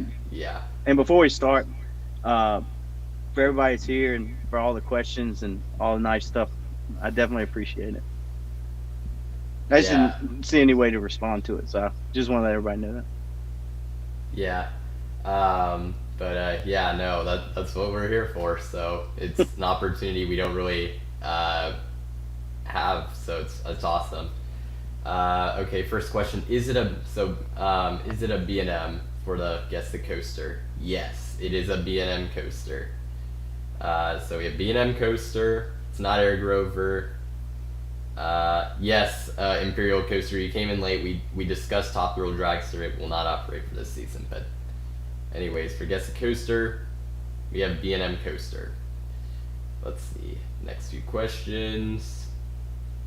We'll probably do 3 rounds, which means like 3 rounds, which means 3 for each of us, so 6 total times for Guess the Coaster. And let's see. Is it in America? Yes, so B&M in America. It is not Kraken. It is not a hyper. So B&M in America, that is not a hyper, and it is not Kraken. It is located in the Eastern time zone. Yes, good question. East or West Coast? It is. It's not really on a coast, but it is in the eastern side of the U.S. and also in EST. So yes, it's not Griffin. It is not an invert, but it does invert in the sense that it has inversions. So it's not Alpengeist, it's not Hydra, it's not Batman the Ride. It is not Wild Eagle. And it is not Dominator. So eastern side B&M coaster in America. It is not in Pennsylvania. Wow, we're going through a decent bit of rides now. It's not I-305. It is not Great Bear. It's not Georgia Scorcher. It's not Bizarro. Wow, we're going down the list. It's not X-Flight. It's not Firebird. It is not Hulk. And let's see. It's not Green Lantern. Not Dragon Challenge. Not Batman the Dark Knight. It is not located in Florida. It's not Kumba. So eastern side, eastern like time zone. B&M coaster with inversions in America is what we have. Eastern seaboard state. If that means it touches the ocean, then it's not. I think if that's something else, then I don't know what that means. It is not Nitro. It's not Gatekeeper. Not Orion. Not Raptor. It's not Batman the Ride. Wow, we have how in the world have we gone through this far? It's not Alpengeist. And all right, Airtime Thrills got it first. It is Rougarou. At Cedar Point. That is the coaster, which is why it took a while, because that's not the B&M you think of at Cedar Point. So, yeah, that is the answer. Good job, Airtime Thrills. Yeah. So, okay, coasters, you can go next. All right. If you have a coaster in mind? I got one in mind. Y'all go ahead. Alrighty. Let's see. I'll let the chat handle this. Here we go. Might be a little bit before chat goes. Let's see. Can you at least see the chat by chance? I can see the chat. Yeah. Okay, good. So then that's good. It is not an RMC.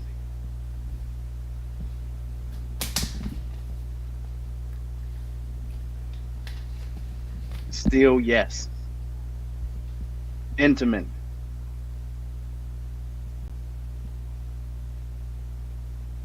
Wait, is it an Intamin or no? It is, yes. Okay, so Intamin Steel Coaster. It's not Skyrush. Dang.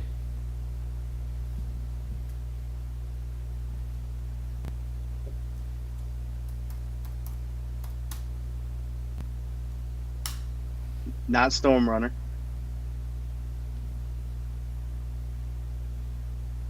Not Top Thrill. I think I have an idea. I put it in private chat if you want to check, but You got it. all right, don't tell anybody.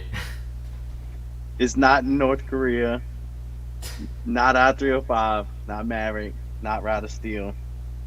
Or Velocicoaster. Nope. It's not an Accelerator. Or Millennium Force. Come on, Airtime, Mike. Let's see.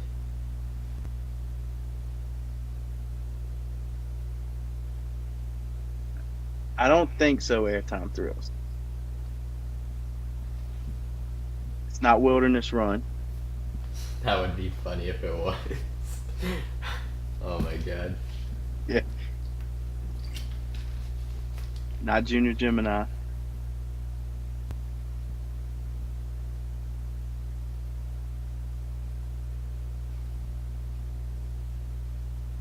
I think it came in.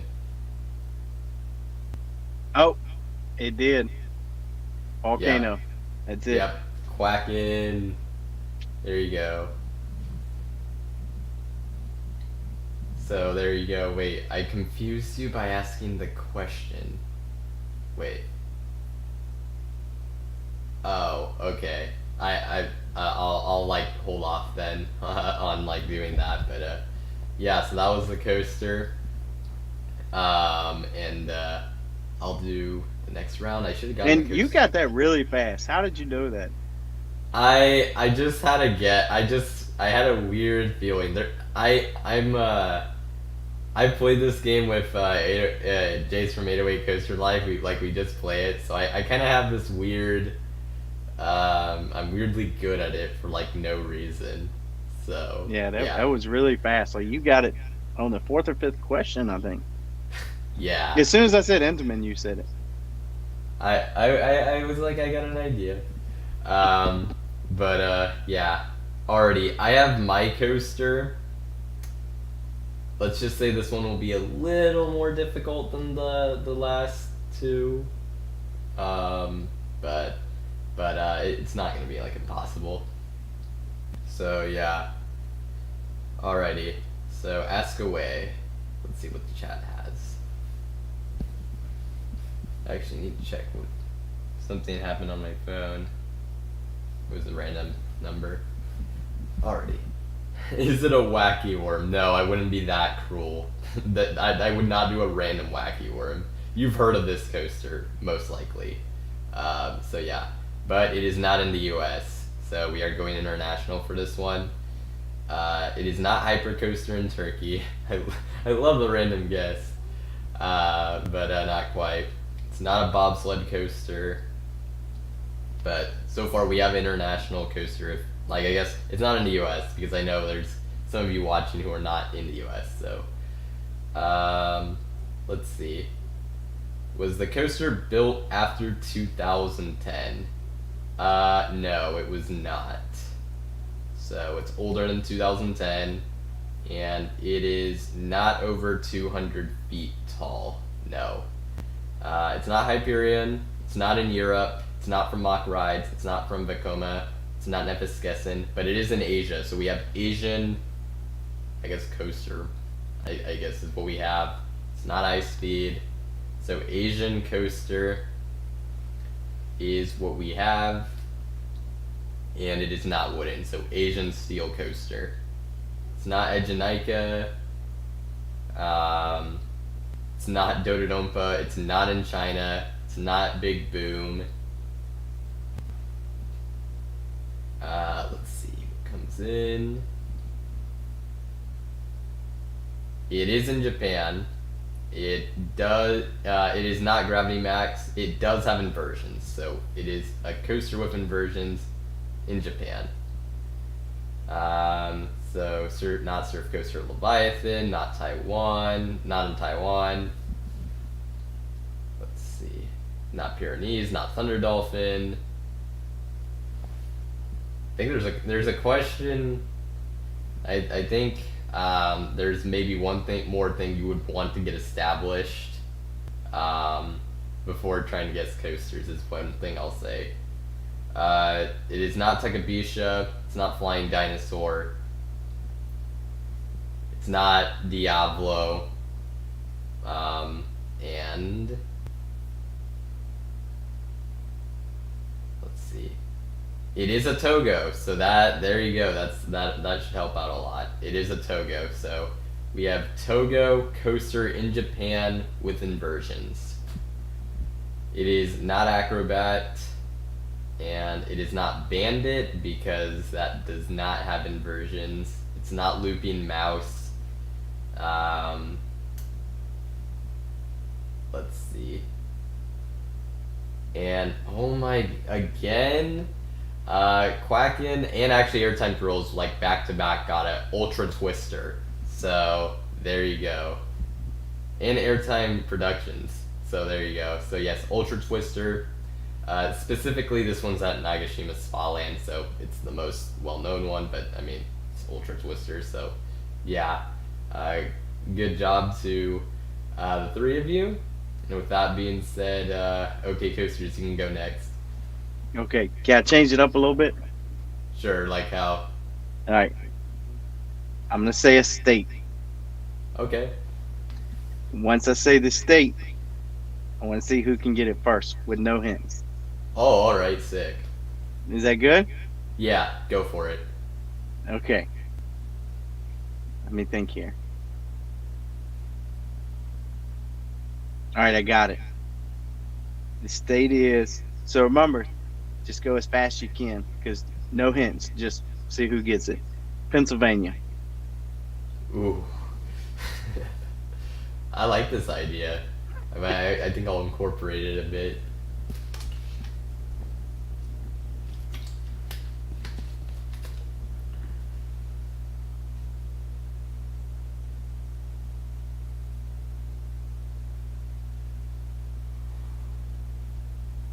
All right, let me see. They're just now starting to come through. Yeah. So I got to go to the top here.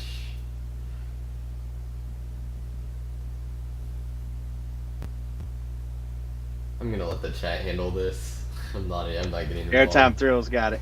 It's still forced. Oh dang. Dang, Airtime Thrills on a roll.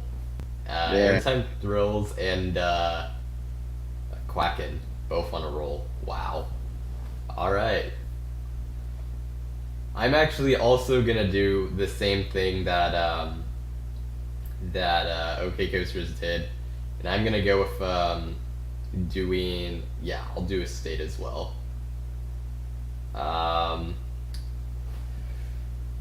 Alright, I thought of it. California. Go. That one also might be a little hard, but we'll see.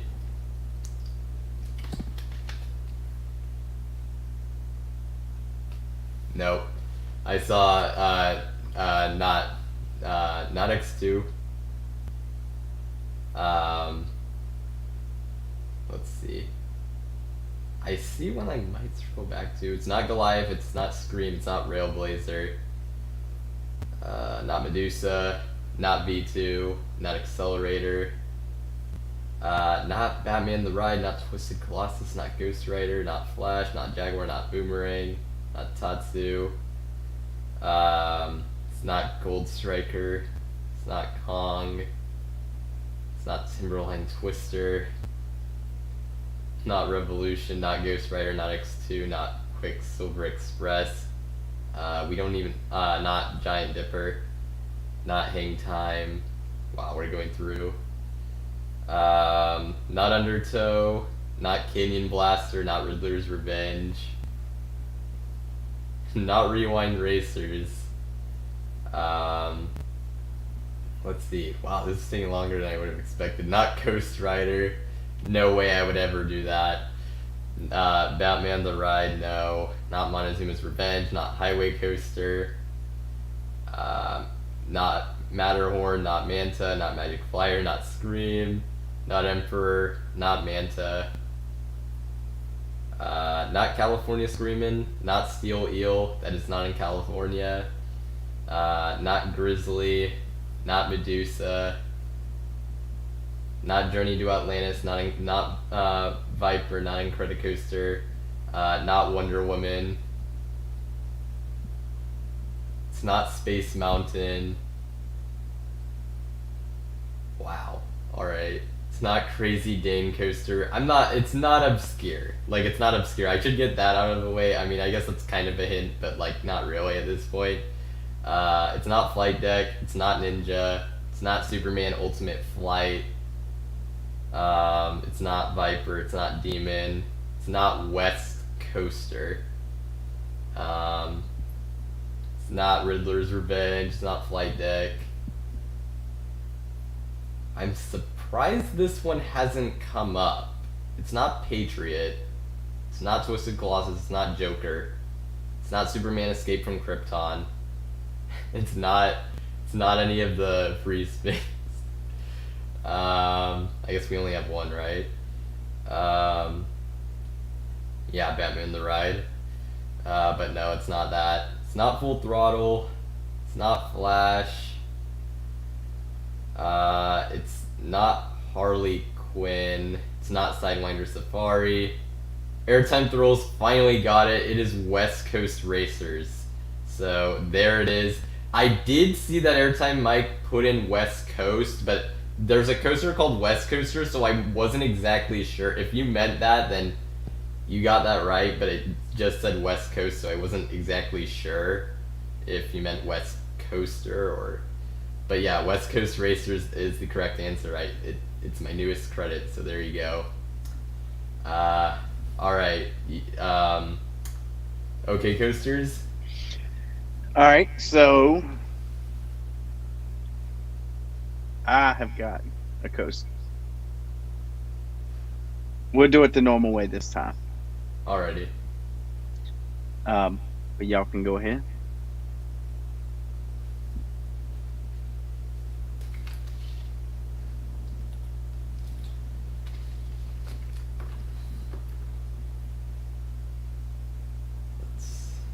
All right.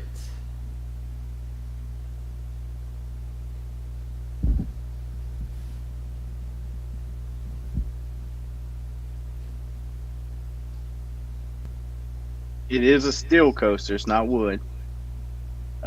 It's not in Europe. I have ridden it.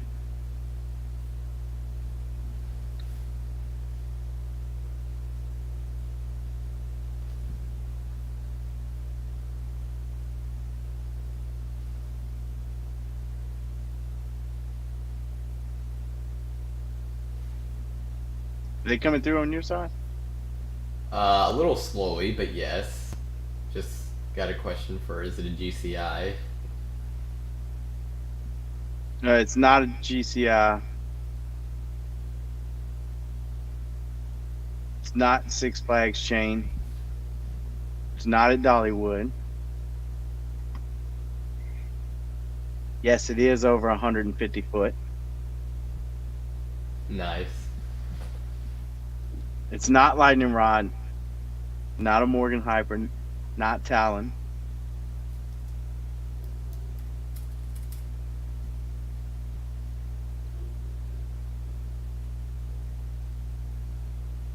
It's not Steel Force. Not I-305.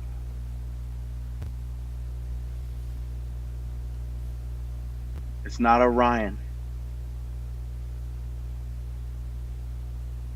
Not Red Force.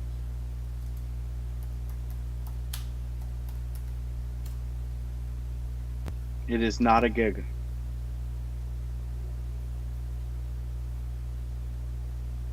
It's not Goliath.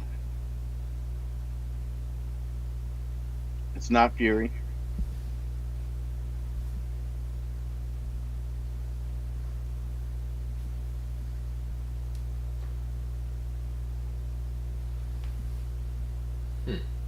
I'm a bit stumped on this.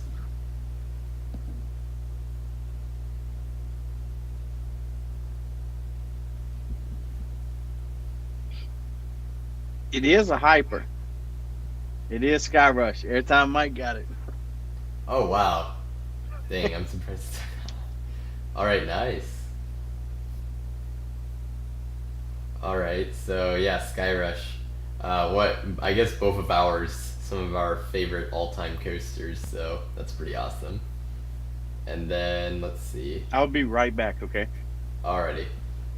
And then so I guess I'll do this last round without OK Coasters. But I do have my coaster, so if you guys can guess now. 2 in a row, there you go. Oh yeah, because so you did mean West Coast Racers. Okay. So there you go. But yeah. Let's see. So I have my coaster, and it is same. It like just normal rules. It's not dog fart coaster. Let's see what else comes in.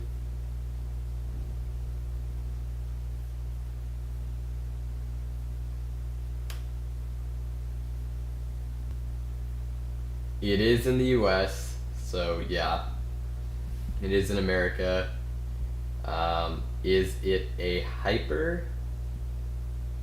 Oh shoot, wait, hold up. Did I go over what we were supposed to?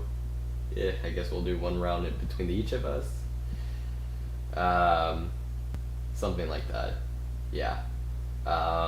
Yeah, I just realized but oh well. It is not a hyper, but so far we have U.S. and okay now what U.S. wooden coaster. I have not ridden it. It's not Ravine Flyer 2.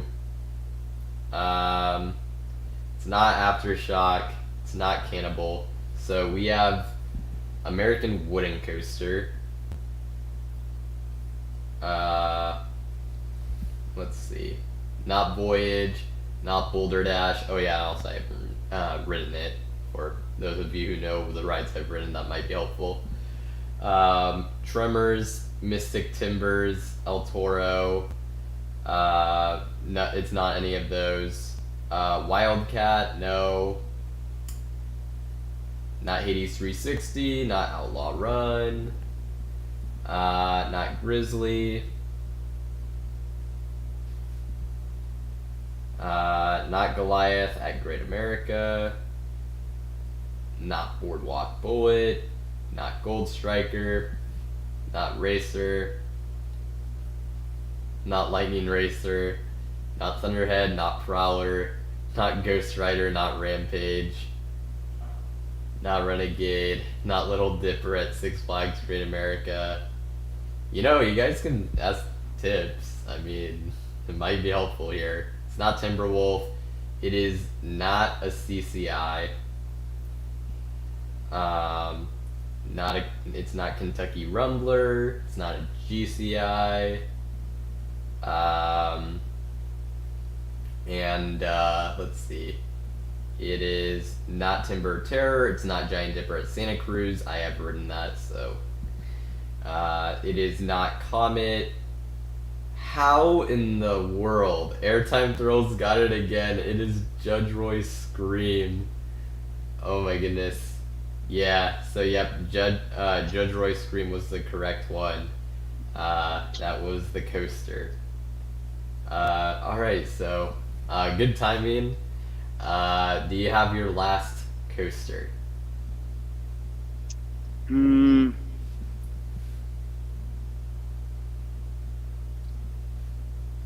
I do have it. I'm ready. Already sick. So yeah, well then we'll go into the last round. So basically. So ask away your questions.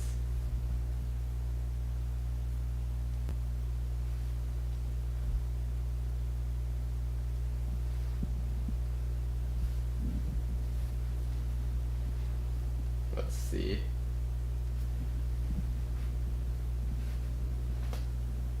It is not Swamp Fox, but that is a really good ride. It is a U.S. coaster. It is not wood.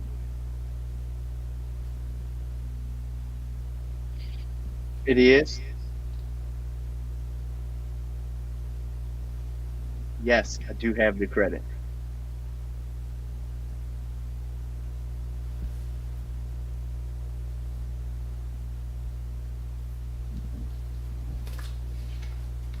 It is built after 2019.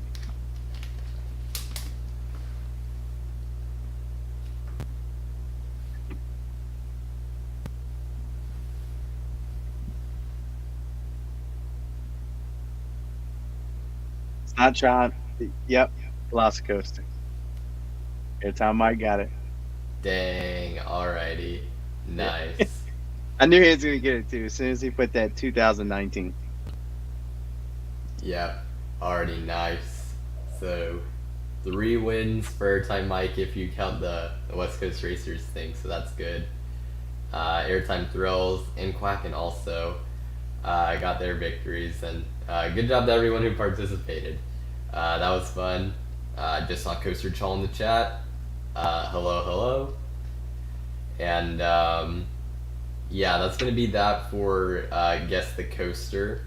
So, with that being said, we're going to move on to the next segment. This is going to be predictions. This is a newer segment I've been putting in. Basically, both of us will have a prediction we could see happening within the amusement industry in the future, basically. That's kind of how this works. So, Yeah. With that being said, I guess I'll start it off. So my prediction is that next year we will see the world's first Zamperla double heart coaster in the world open in 2023. Where exactly it's gonna go, honestly, I couldn't exactly tell you. I have that's not necessarily what this prediction is, but I do believe we will see one of these open in 2023. Just because it seems like a coaster that it's relatively compact, and I think there's a decent amount of parks that would be interested in it. So that is one of my predictions. Okay, coasters, do you have a prediction? Oh, you're muted. Oh, my bad. So any prediction? Yeah, basically. I think that within the next 5 years, King's Dominion is going to get another wooden coaster. Ooh, I like it. Why do you think that? Well, every time Mike didn't tell me, I was just thinking, that would probably happen. Nice. So I'll put that up. So within the next Make sure to 5 put in years. parentheses every time Mike did not predict this first. Wait, did he put that in the No. chat? Oh no. Okay. No. All right. But all right. So, and then what was it? So I guess my other one I have, the other prediction I have is, and this one I certainly think we'll see this probably internationally. So spinning coasters seem to kind of be a craze. We're seeing Time Traveler. We've seen Ride to Happiness open, and we've seen Icon with a spinning back car. They're getting one this year, and Steel Typin in Australia has a spinning back car as well. So I think we're gonna be seeing more of these weird spinning launch coasters from different manufacturers. Obviously, also Guardians at Epcot is a launch spinning coaster. So with that being said, I think we will see an Intamin launch spinner that features an inversion by the end of 2024. They actually do have, if you look on their website under spinning coasters, they actually do have a layout that has an inversion. They just haven't made it yet, but I think this is something I see happening.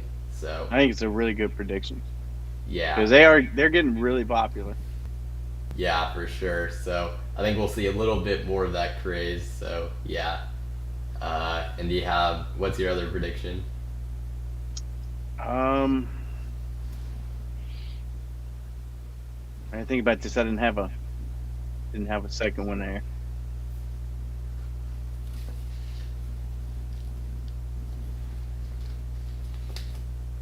Just I guess I whatever think comes to your head. I got it. Busch Gardens Williamsburg gets a ground up RMC. Ooh, all right. That would be sick. And why do you think that?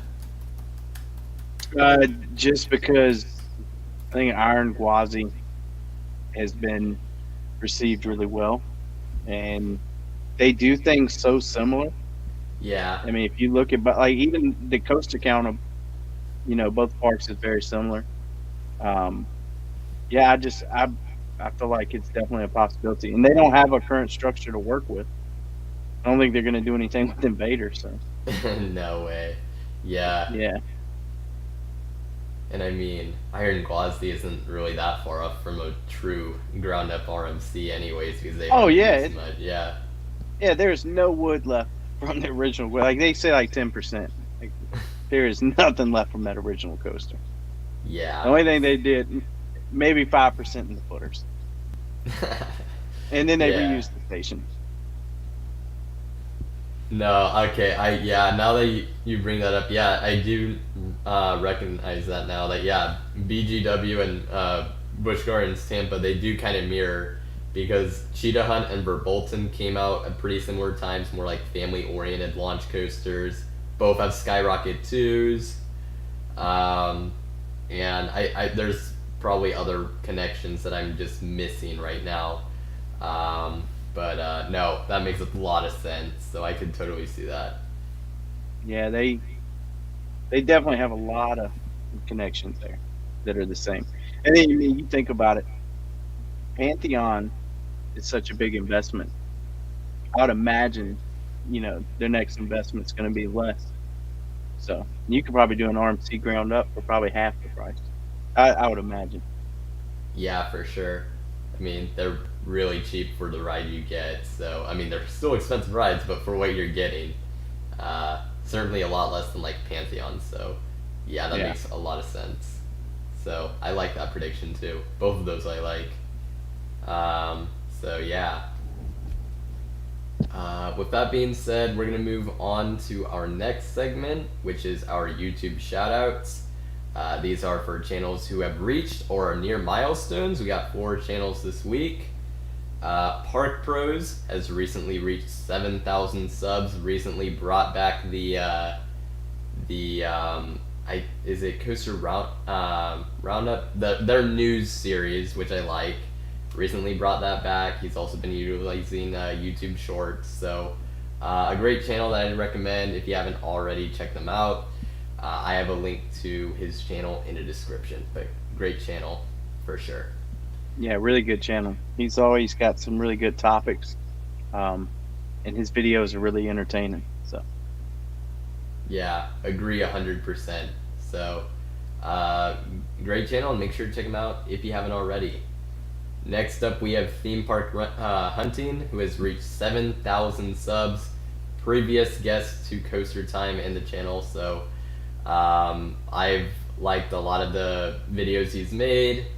And he recently did an Iron Gwazi review, of course, and he's also the host of On the Hunt, which is a podcast I enjoy. So great work, and well deserving of reaching 7,000 subs.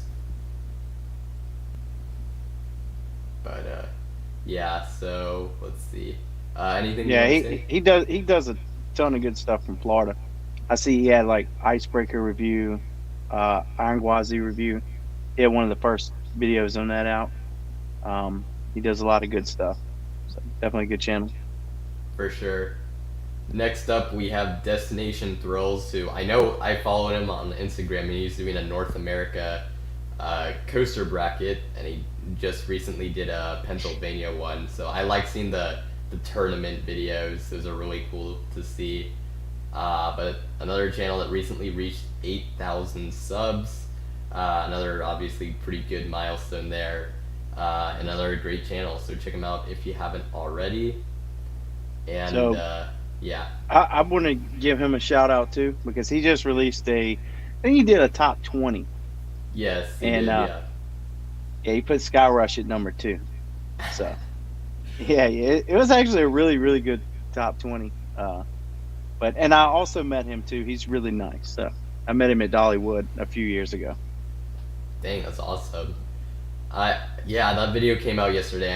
I haven't had the time to check it out, but I will check it out. Yeah, the top 20 coasters.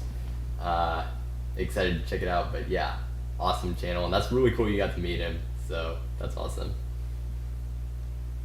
The next channel we have is Thrills United. They are near 4,000 subs.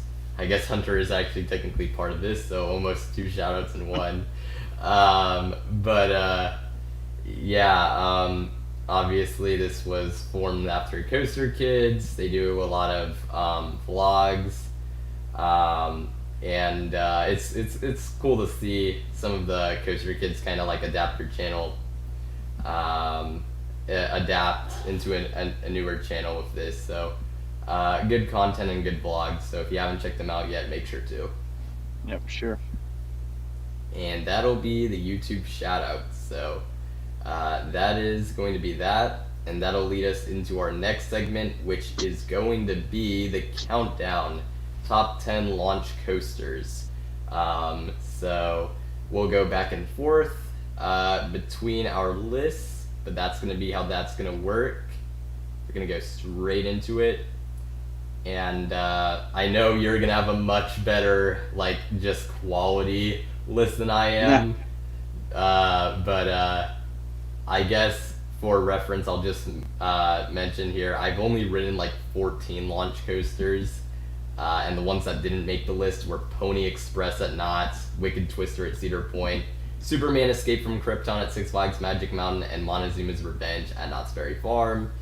So, which I enjoy all of these. I'll just say that. So even if they're lower on the list, I still enjoy them. But I kind of felt the same when I was making this one too. But I also want to add, before we get started on this, that I put this list together really, really quick. So, you know, if I was to make a video, I'd have to put a lot more thought into this list. But I feel pretty good about it. Alrighty. I mean, hey, at least if you ever make a video on it or do that, it might end up looking a little different. So that's cool. But with that being said, I'll start it off. My number 10 is Revenge of the Mummy at Universal Studios Hollywood. I unfortunately have not had the opportunity to do the one in Orlando. I've heard it's awesome. But some things I like about this ride, it's just a fun ride. More family oriented, yes, but the launches are actually decently strong for a family oriented coaster. There's some really awesome theming and effects. I guess I don't want to go into it too much since it's indoors, so I won't go into it too much for spoilers, but and it has an amazing queue. It's just more of a fun ride than anything else, but it's one I enjoy doing anytime I go to Universal Studios Hollywood. So Revenge of the Mummy comes in at number 10. What's yours? Oh, you're muted again. My bad. You did. I had to put Cheetah Hunt in there. I know it's not the strongest launch coaster, but I got a little bit of a soft spot for it.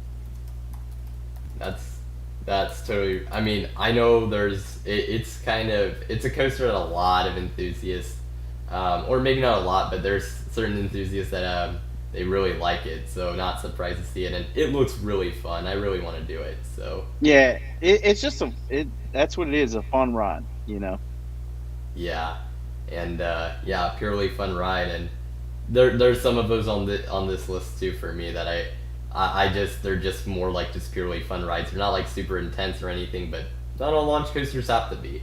It's good to have variety with experiences. So yeah, for sure. My number 9 is Incredicoaster at Disney California Adventure.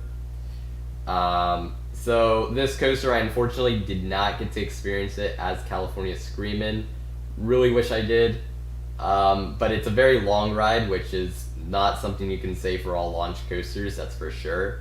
Another ride, like I said, would more describe it as fun, and it's really awesome to ride something with as good of a soundtrack as this. It really adds to the overall experience, having the incredible soundtrack in there.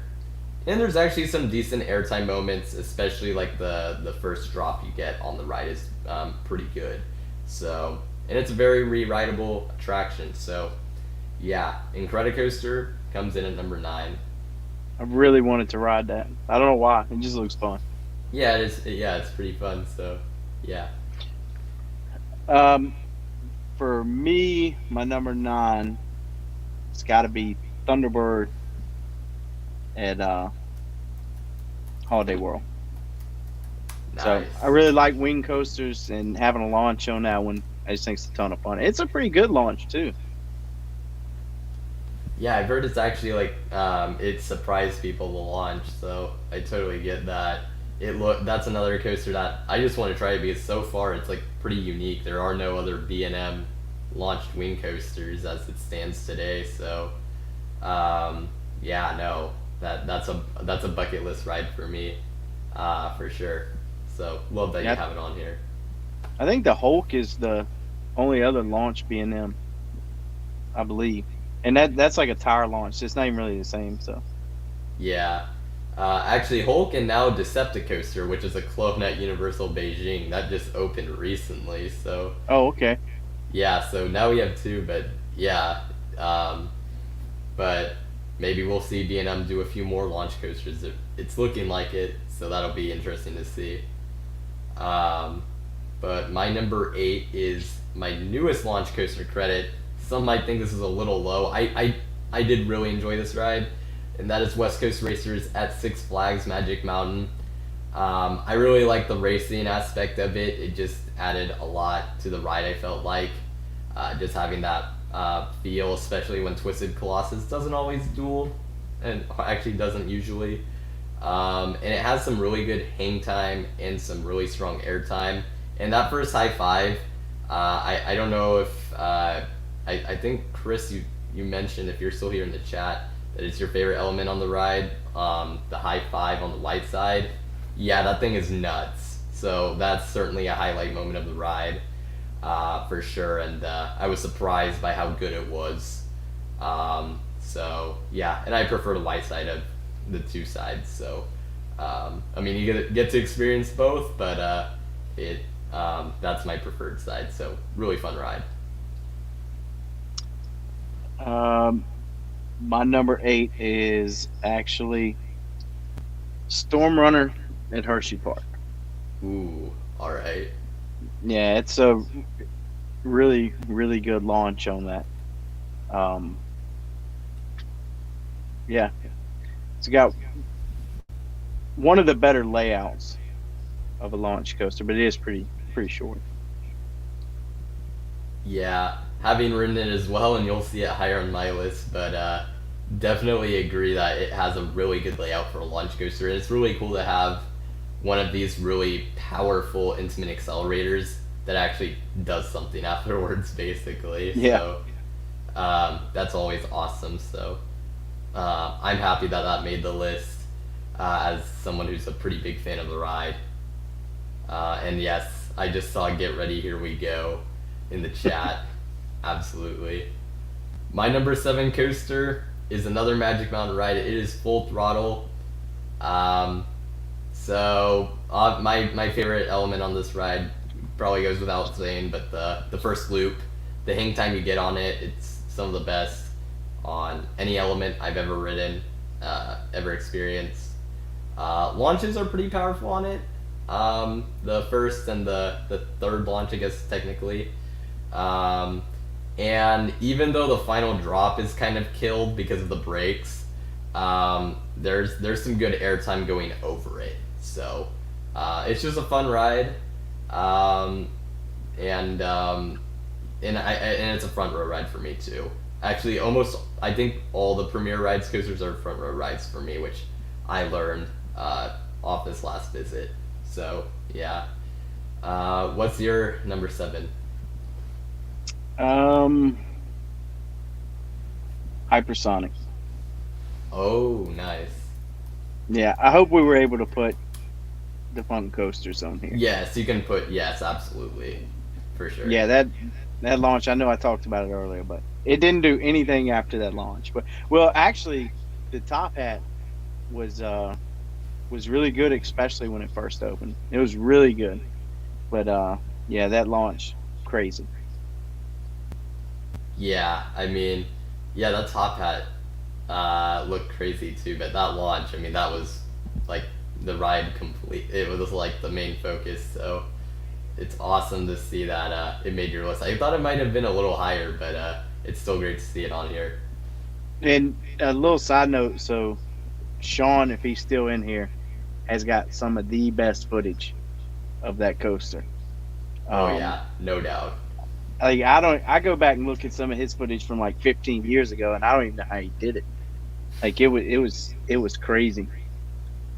So Yeah, I mean, his footage of Hypersonic is like amazing. It's just incredible. It's like really preserving a ride like that, so it's awesome.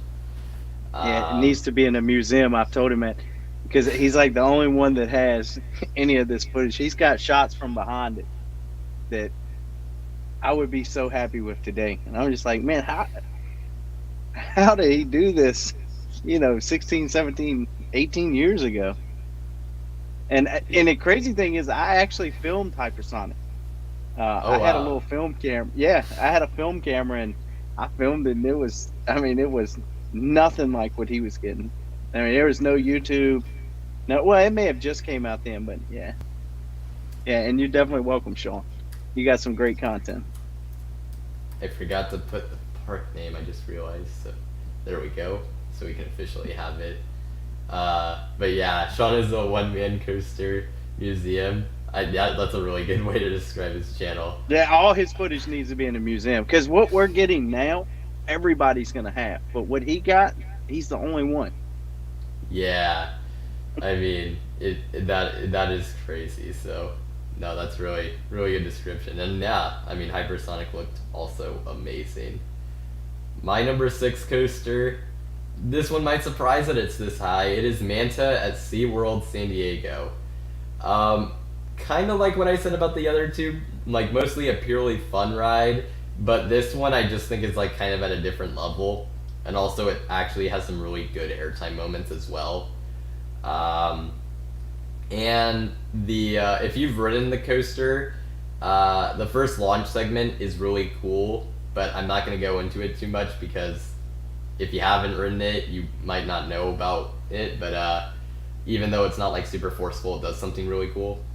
But the ride's very fun, pretty long, and like I said, has some really nice airtime moments, and it's just so fun, so re-rideable, and that's why it makes my list. So It's yeah, a good looking ride. yeah, look, it's so fun. Blew my expectations away when I wrote it. So my number 6, Volcano. I really, really wanted to put it higher.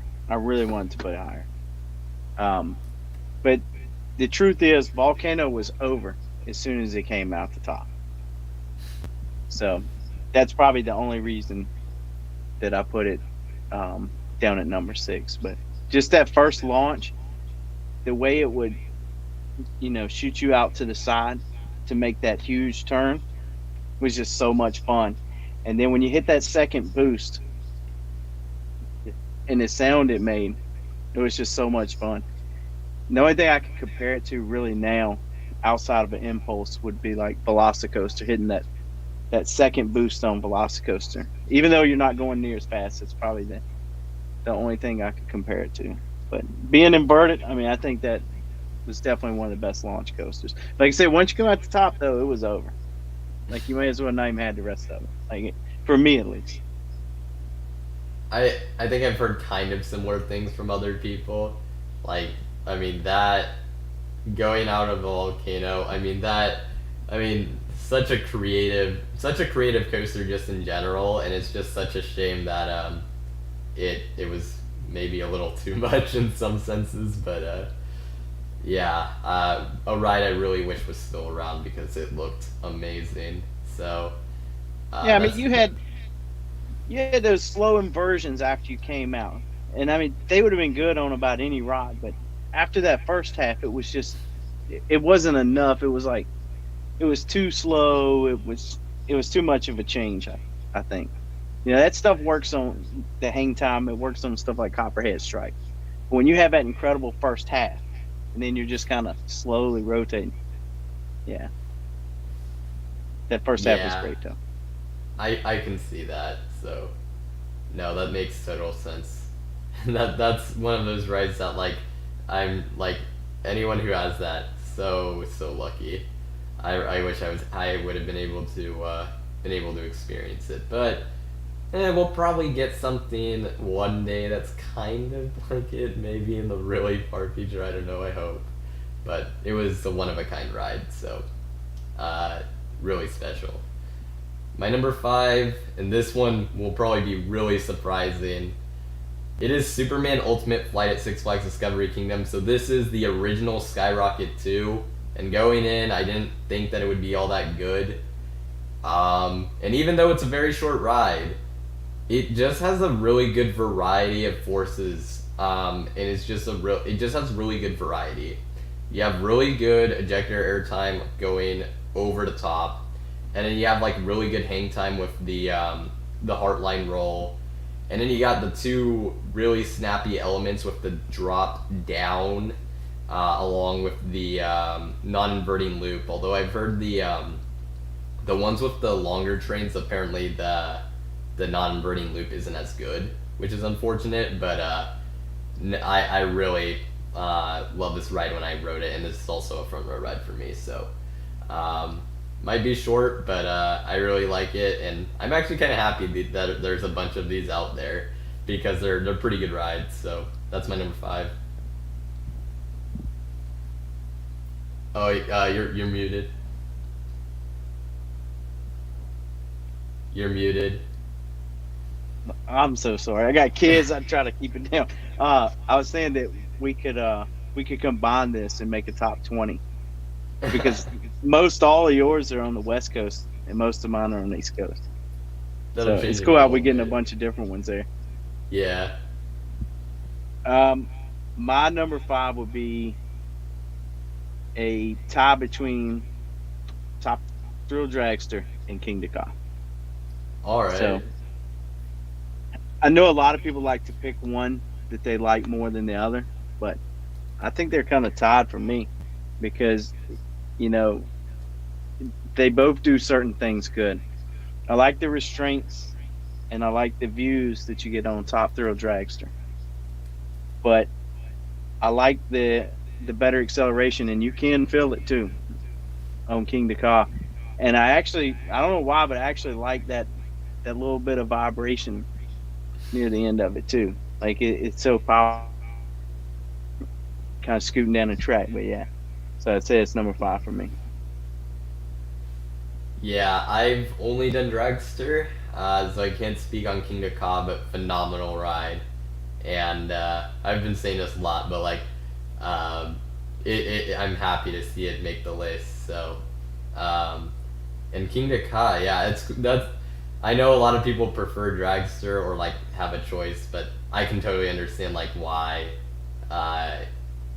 You just kind of have them like tied because it makes sense. They're very similar. So yeah, but they do have a little bit of differences. But yeah, so I get that.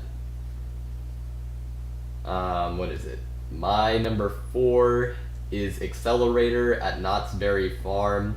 This is actually my last West Coast launch coaster, so from here it does change up a little bit. But this ride, I've never gotten to do it in the front row. The wait has just always been abysmal, but even still, that first launch, it's the most powerful of anyone I've ridden. Really powerful. It's just really short.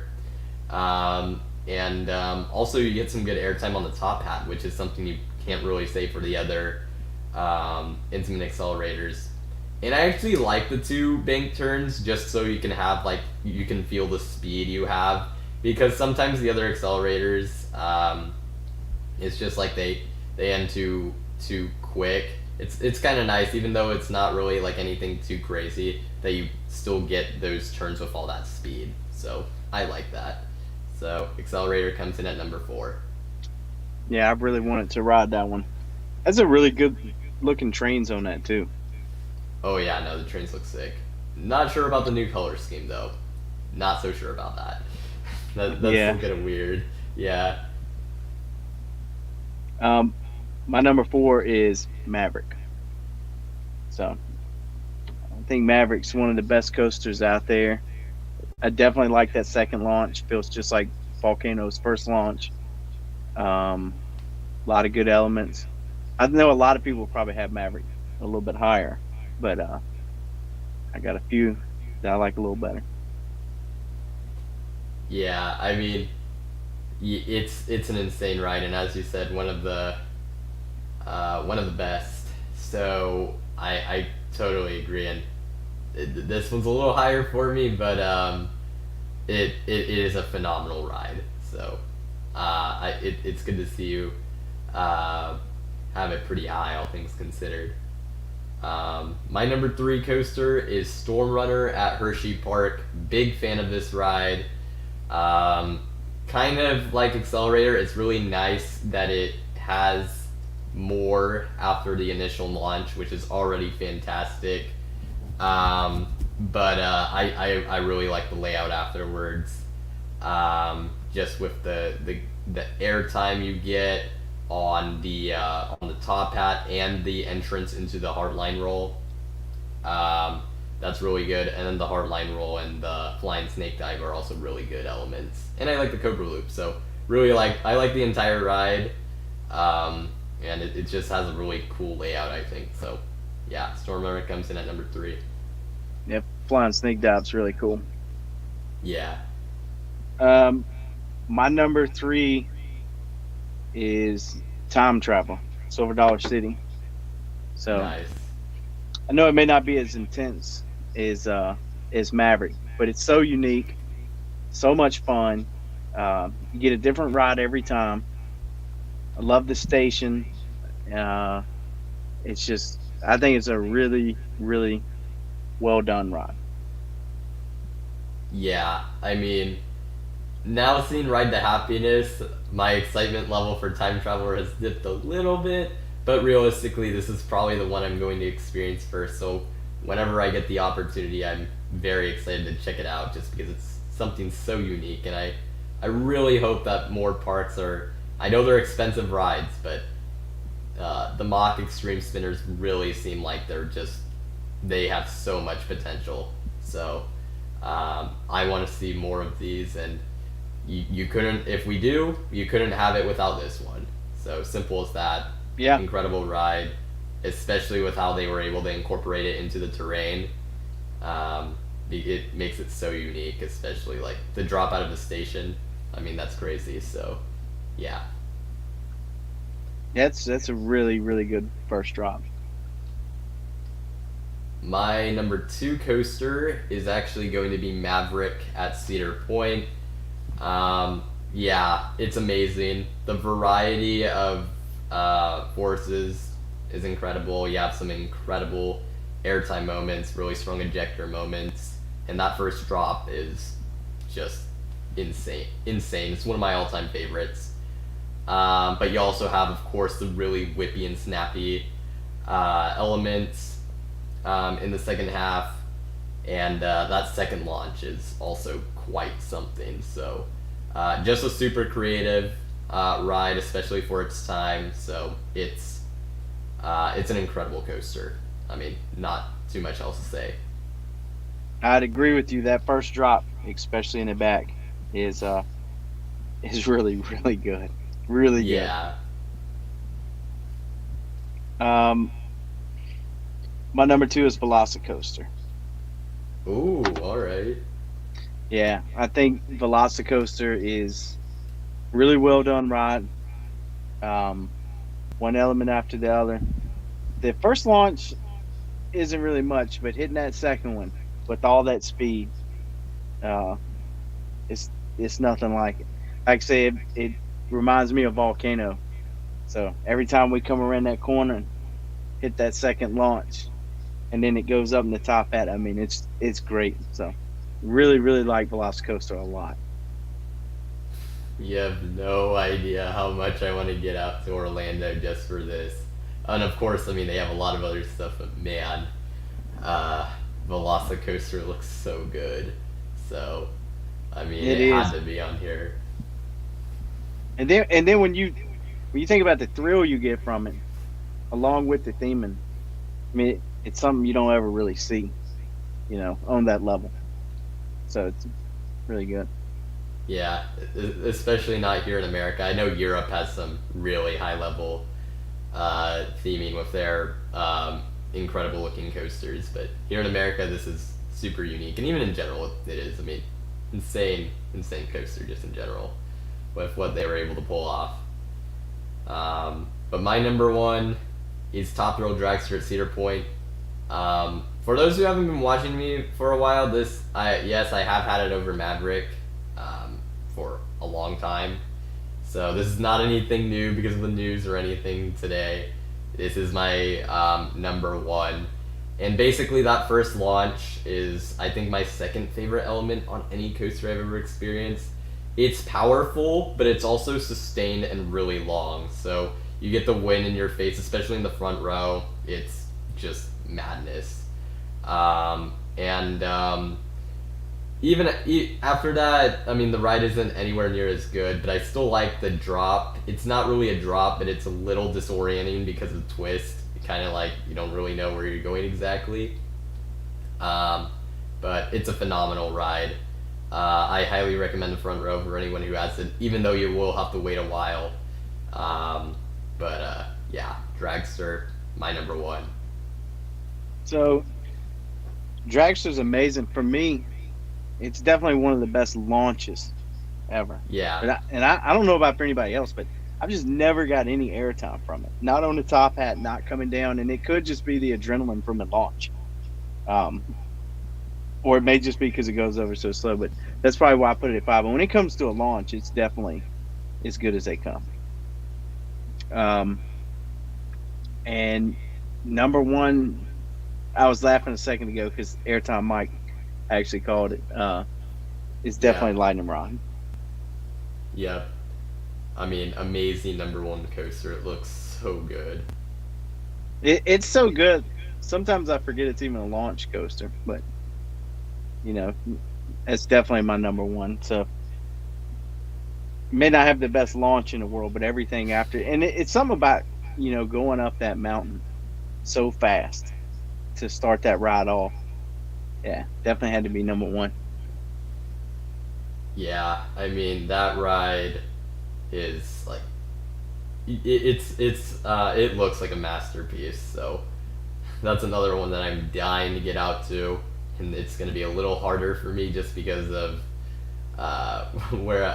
just because it's in a place that's pretty far from like any airports, that major Yeah, airports, but it's quite the trek to get to. But I will get there, so I'm excited to experience it, and yeah, that it looks phenomenal. So that's all I can say. But yeah, so that is our countdown. Hope you guys enjoyed. I'm gonna turn on my light. But the next thing we have is our next Q&A segment. Oh, I need to remove this thing. So, okay. So next Q&A segment, if you have any questions, let us know. I'm actually gonna step out for a bit just so I can get the lighting set up. So you can answer the questions if any come up, if that makes sense, if that's good with you. You're muted. Oh yeah, there you go.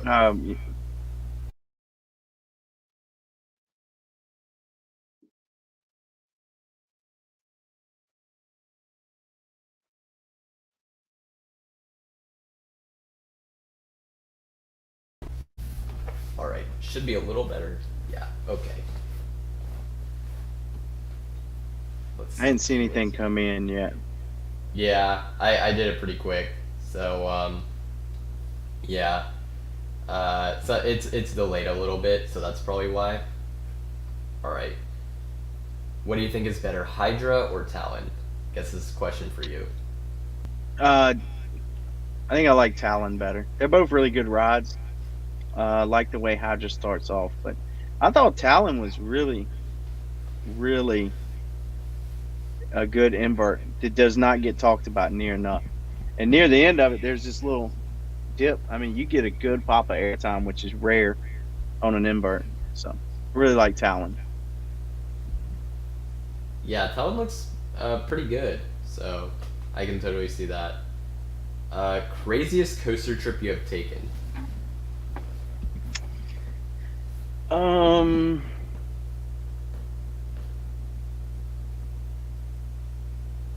don't know. I've had some pretty spontaneous trips there. I'm gonna think about that one from Mike, and then I'll come back to it. How about that? Sounds good. For me, I really haven't done anything that insane. I've hardly even done trips with multiple parks, so I don't. I mean, I guess I've been to Six Flags Mexico, and that I did right after a flight, basically almost. So, for whatever that's worth. All right, so I, I'll say this: I went to.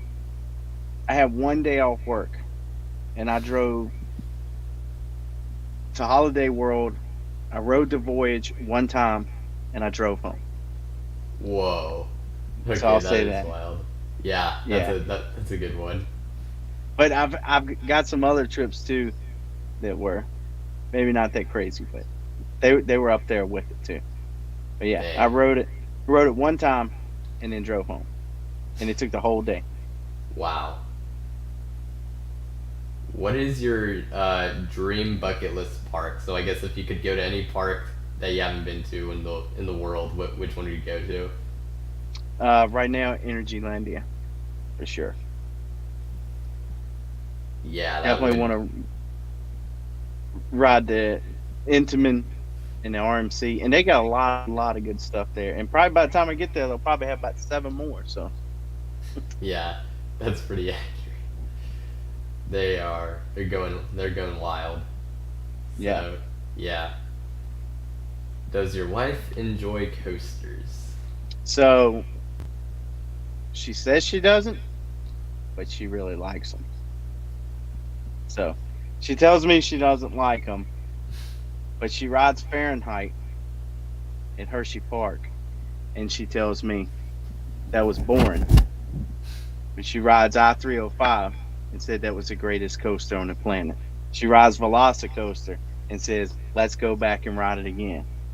So we ride Montu.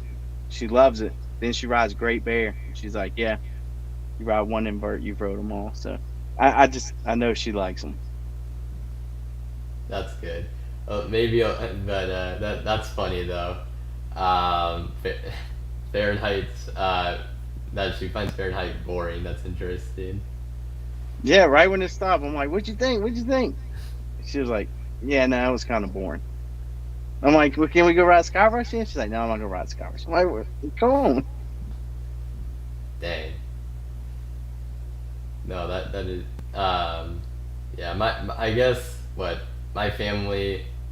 They enjoy coasters, not as much as me, but they enjoy it. So I'll say that. Let's see. What is your home park? My home park is it's Six Flags Magic Mountain, but I'm 2.5 hours away because I'm in the middle of California. So that's why. So my home park's always been King's Dominion, Busch Gardens. But I mean, technically it would be King's Dominion because that's a little bit closer. Yeah. So there you go. And then let's see. How many times do you run over your lines when you're doing your voiceovers to get it just right? Um, I feel like my voiceover is what I struggle with the most. Um, I definitely have to go back and redo parts. Um, but I don't put as much time into my voiceovers as I probably should. Like I normally do the whole thing at once. If I make a mistake, I'll just go back and do it. So if something's pretty tough, I may have to do it 2 or 3 times. Sometimes you get certain words in there that you know you write it down, it all looks good, and then you try to say it, and sometimes they'll twist you up, you know. Um, so I mean, sometimes 2 or 3 times you might have to do 'em. I mean, I mean, yeah, voiceovers. Yeah, that's like the hardest part for me, I think. So I would agree there, but no, your voice, it comes out really well in the videos. And I know a lot of people, or at least I've heard some people compliment it. So yeah, no, it comes out really good. So keep it up. I appreciate it. Um, let's see. Uh, Kings Island or Kings Dominion? Um, I go back and forth on that one, but right now it's definitely King's Dominion. So I think I Ooh. used to like Kings Island more because King's Dominion was my home park. So going to Kings Island was always fun. I think Kings Island has a really good collection, but King's Dominion, that top two, I mean, it's hard to beat. Plus, then again, you think about the lines at King's Dominion. Um, Typically, most years, you can get more rides in. Um, I think it's got a lot more shade. I think it looks good when you go in. So I would say overall, I like King's Dominion better right now. Yeah, all right. I know a lot of people are like kind of on the Kings Island, like sort of. A lot of people, it's like one of their, if not their favorite parks. So it's cool to hear something different. I haven't been to either, so I can't say a thing. I can tell you without a doubt, 2018 King's Dominion was definitely better because we had Volcano and they didn't have Orion. So it was definitely no comparison then. So now I think it just comes down to personal preference. Makes sense. So, yeah, I think so. That's a good way to put it. And then we have another question. Have you ever been to the West Coast? I have not. I hope to go this year. Oh no, I take that back. I have been. I went to Vegas for a week, but I haven't went to like California and did a coaster trip or anything like that. Hey, but Vegas. I mean, I've only been there once, but hey, at least that's something. Yeah. So there you go. Let's see. Nagashima Spaland or Magic Mountain? I mean, if it's in I haven't been I haven't been to Nagashima, but oof, I'm gonna have to go with Magic Mountain because I don't know how well Nagashima's ran, which is kind of like probably my concern there, just with operations and things of that sort. But yeah. If I could only go to one and didn't have the opportunity to go to the other, it'd probably be Magic Mountain. Yeah, I mean, Magic Mountain is literally my home park, so although I'm a little, I'd say I'm not as big of a fan of it as some other people are, but I still really like it. And my last visit was awesome, so that's good. Let's see. Would you both like to have RMC do an exact replica of the Crystal Beach Cyclone, and do you think it's possible? No, I don't think it's possible. I don't know that would be a good idea because that ride was apparently very brutal and like caused injuries. So probably not. Yeah, I don't know much about it to even say, but I'll take any RMC I can get though. It was this like legendary old wooden coaster that had like some insane, it was just insane, and it had a lot. It caused a lot of injuries. It was like really old, so, but it's well known at this point. Yeah, I've never even heard of it before. Yeah, it went away a long time ago. Will you go international? Oh, definitely. So I'm not sure exactly where we'll get out to first, but we definitely are thinking about that and planning some trips for sure. But I kind of feel like I need to get to California first. You know, if I say like, oh, I went to Europe or something like that, but I haven't been to Magic Mountain, or you know. So. Yeah. No, I get that totally. Let's see. I think we'll do 3 more questions, and then we'll move on to the next thing. What's a coaster you both love that others may not like? You can go first. Or actually, if you can't think of one, I'll go first. I think I kind of have one.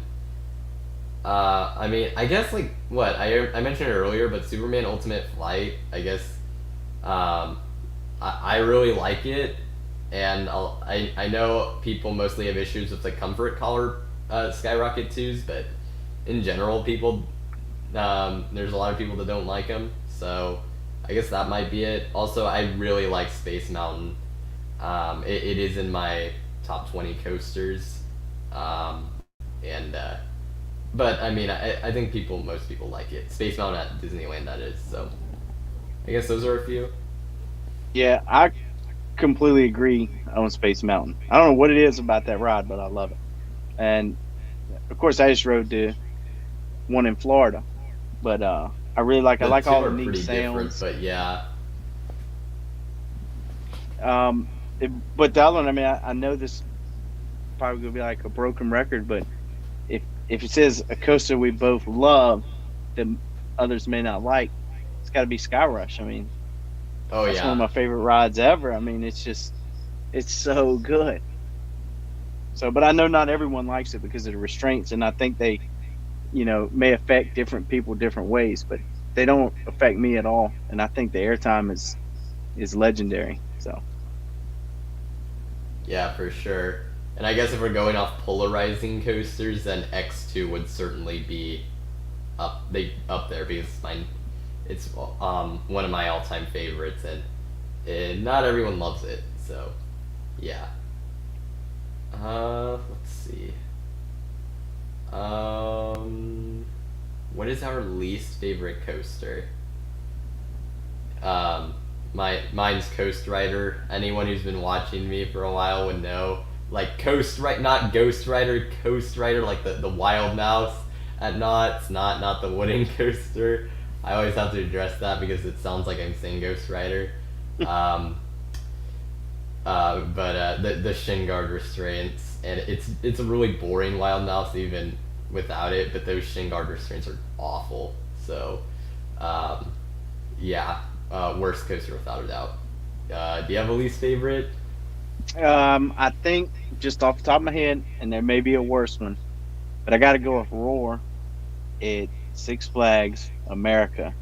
Ooh. And I know Bob from Coaster Talk podcast would be so upset to hear me say that.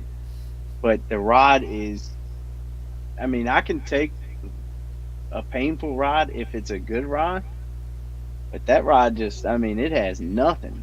It's a horrible layout. It'll bruise you. I mean, it's a mess. I mean, if there's ever a coaster that needed to be RMC, it's definitely Roar. It's Six Flags America. Yeah, I know that one has gotten a lot of negative reviews. I did ride Roar at Discovery Kingdom, which I know it. I think the layouts are different. They must be, and also that one ran a lot better. So it's kind of funny that one was the one that got RMC'd. I actually thought it was pretty good. The one at Discovery Kingdom. But the one in America I've heard horrible things about, so I can totally see that. It's one of the only rides that I've gotten halfway through, and I'm like, get me off of this. And I have a huge pain tolerance, too. I mean, it was just bad. Yeah, I mean, yeah, it doesn't sound good. Yeah. And then, let's see, last question for this.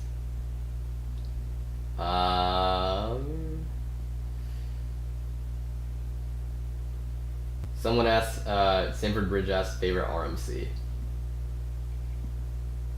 It's so hard picking a favorite because they all do so many different things so well. I don't think there's any way I can answer that. I think that Twisted Timbers, even though maybe not as much lately as it used to be, but I think Twisted Timbers is probably the most underrated RMC. I think it's got really, really good airtime. But yeah, it's a tough question. Yeah, for sure. For me, I mean, yeah, Steel Vengeance is my number one currently. So, and yes, I rank coasters if that wasn't obvious, I guess, for the newer viewers watching. Yeah, Steel Vengeance is my number one. I've also done Medusa Steel Coaster, Twisted Colossus Railblazer, and Joker. So, and I've loved all of them. All amazing rides. If you looked at my top 25 right now, I actually have Steel Vengeance. It's number 2 actually, but Nice. I think I got it at number 5 overall right now. I mean, Steel Vengeance is really good, but it's getting harder and harder to rank them, because they're so good. They're all so good.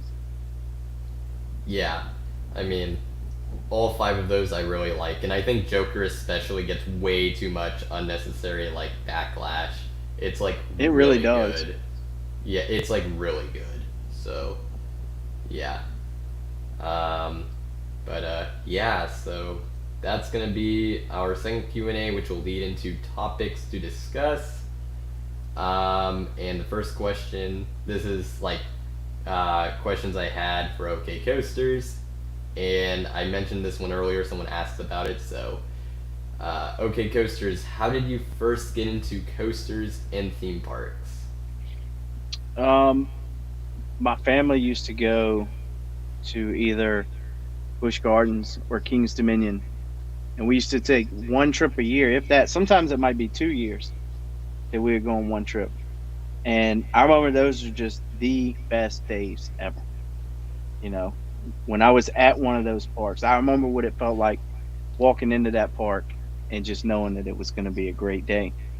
And then as I got a little older, I think my church youth group went to King's Dominion when Volcano opened up.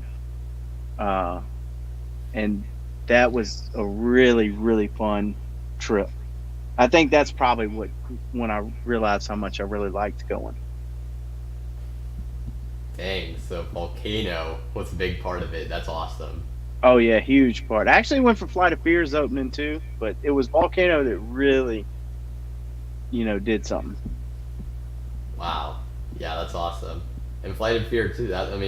I forget what the order was in terms of which one opened first compared to the other, but that was a pretty revolutionary ride too at the time. Yeah. Just to launch this. It was actually Outer Limits, but yeah, it opened in '96, and I think Volcano was 2 years later.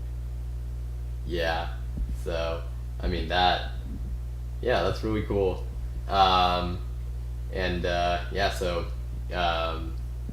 Used to just be a 1 or 2 year sort of thing, then youth group, and you got to do those 2 openings. That's awesome.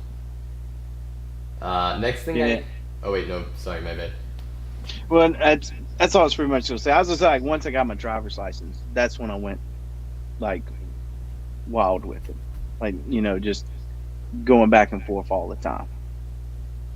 Yeah, that makes a lot of sense. When you got freedom, you gotta use it. So yeah. But the next thing I have is where and how did you learn to create videos like the one you make? Because like the videos, the overall quality, the footage, and of course the editing are just so amazing, like just top notch. So yeah, where and how did you learn to create videos like the ones you make? I really appreciate that. It's really I just practice. If I think of an edit I want to do, a lot of times I don't get it on the first try. A lot of times it can take. You have to just keep trying different things over and over again. So I'm trying to think of an example here. Okay, so in my Kings Island top 10 video, I don't know if you saw that one or not, but I had this transition where I went from Flight of Fear to Joker. And like that's one of the ones that I tried to do it over and over again, and nothing was working. I almost gave up on it, and then I finally figured out how to do it. So a lot of it's just trial and error, not giving up, to keep going. And then I think the other part of it is to just keep building. So every video I try to learn one new thing or do one new thing. So, and that way, it gives me a challenge each video, basically. So I think it just takes time and not giving up on it. But it's definitely, a lot of those are really hard to figure out how to do. So, and it's a lot of failures with them. Wow, nice. Trial and error.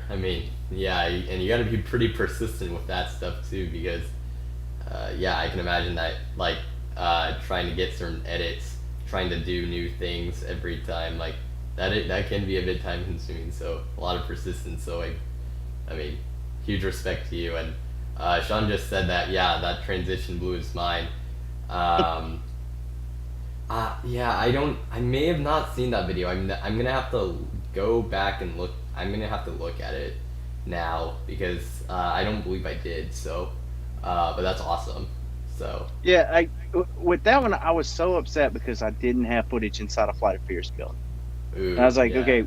And the only way I could talk about it, all I had was the launch, which is like 3 seconds. And I had this Joker's Jinx footage.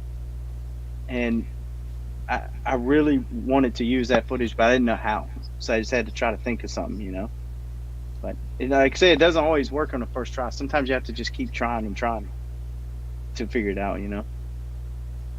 Yeah, no, but that's awesome. So really like that you went into that.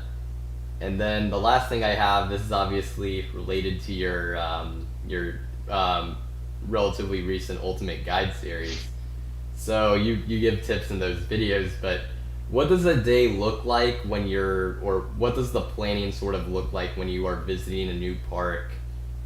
What's the planning kind of like going in? What research or what exactly do you do, and how do you decide your priorities when visiting a new park? So I always try, and I can't always do this, but I try to plan for 2 days.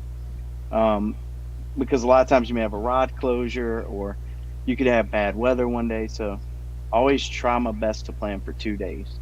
And then I always kind of split the rods into not going to worry about it.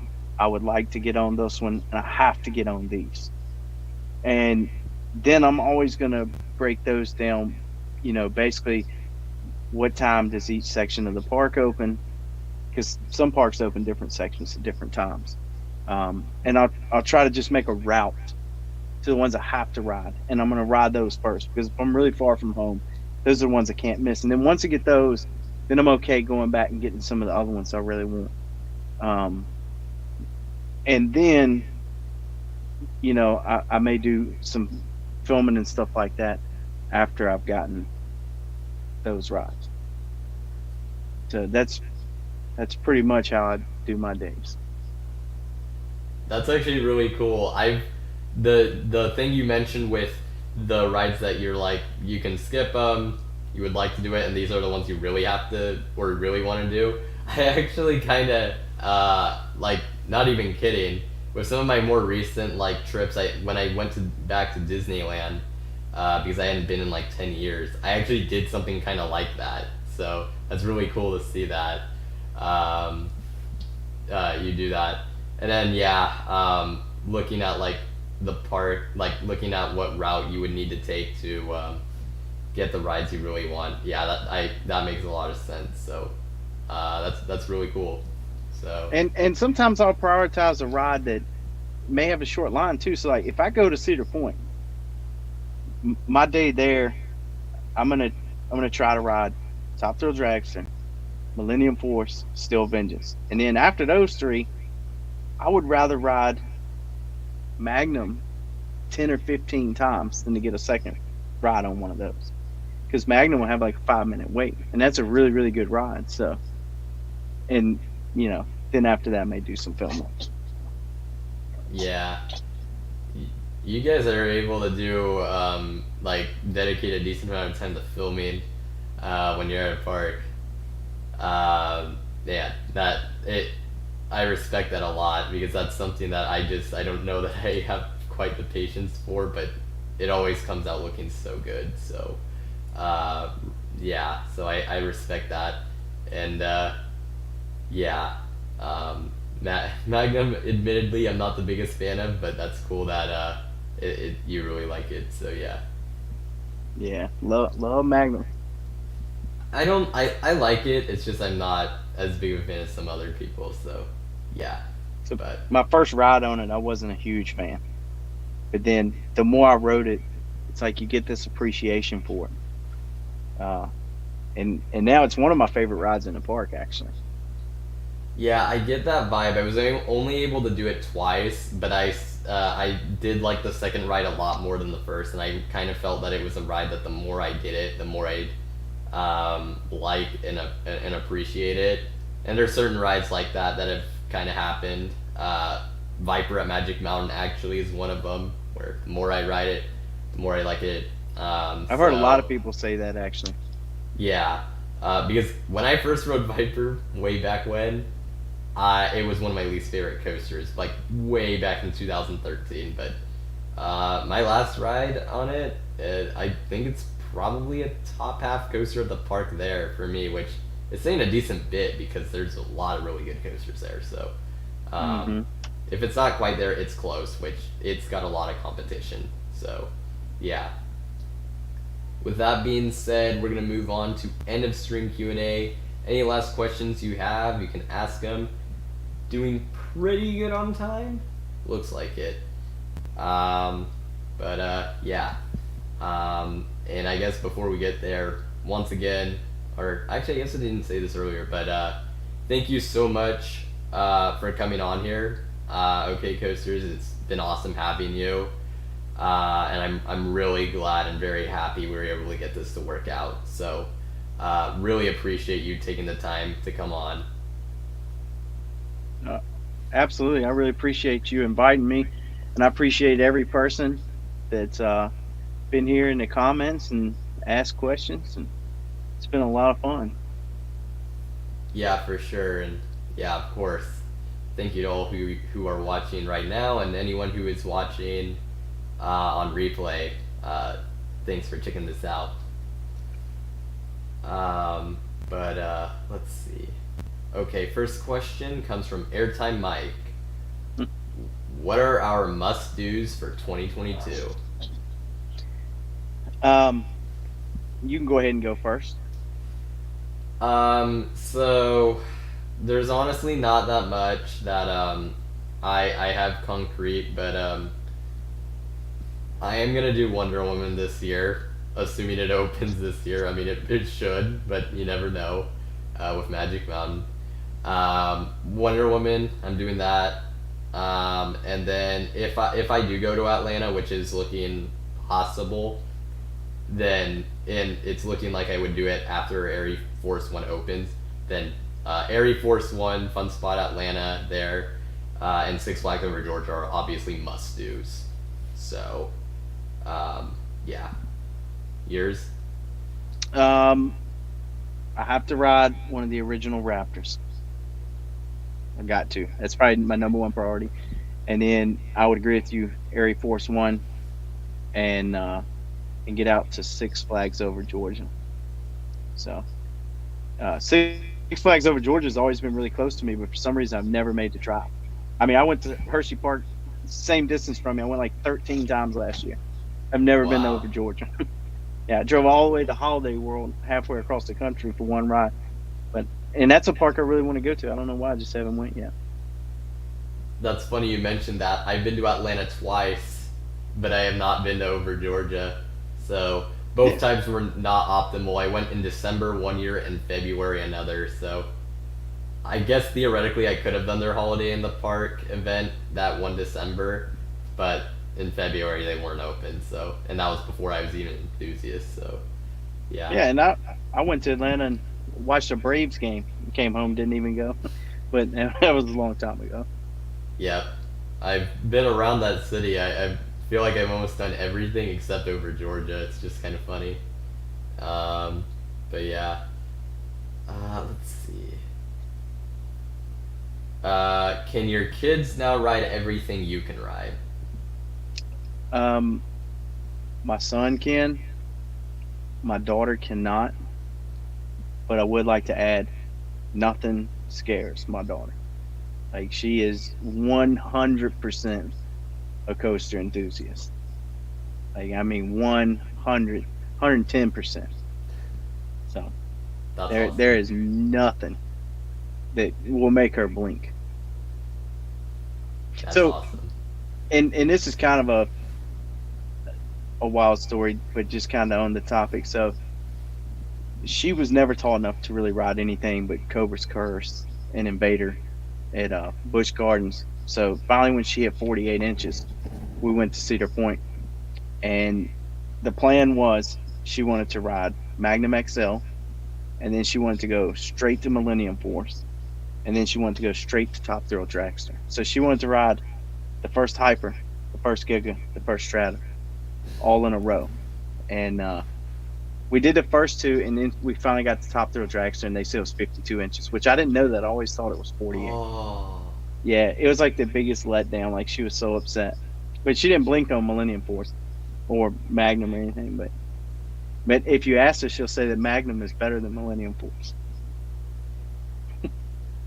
Yeah. I mean, I could see that for some people, but that's a cool order. I never thought of that to do it in.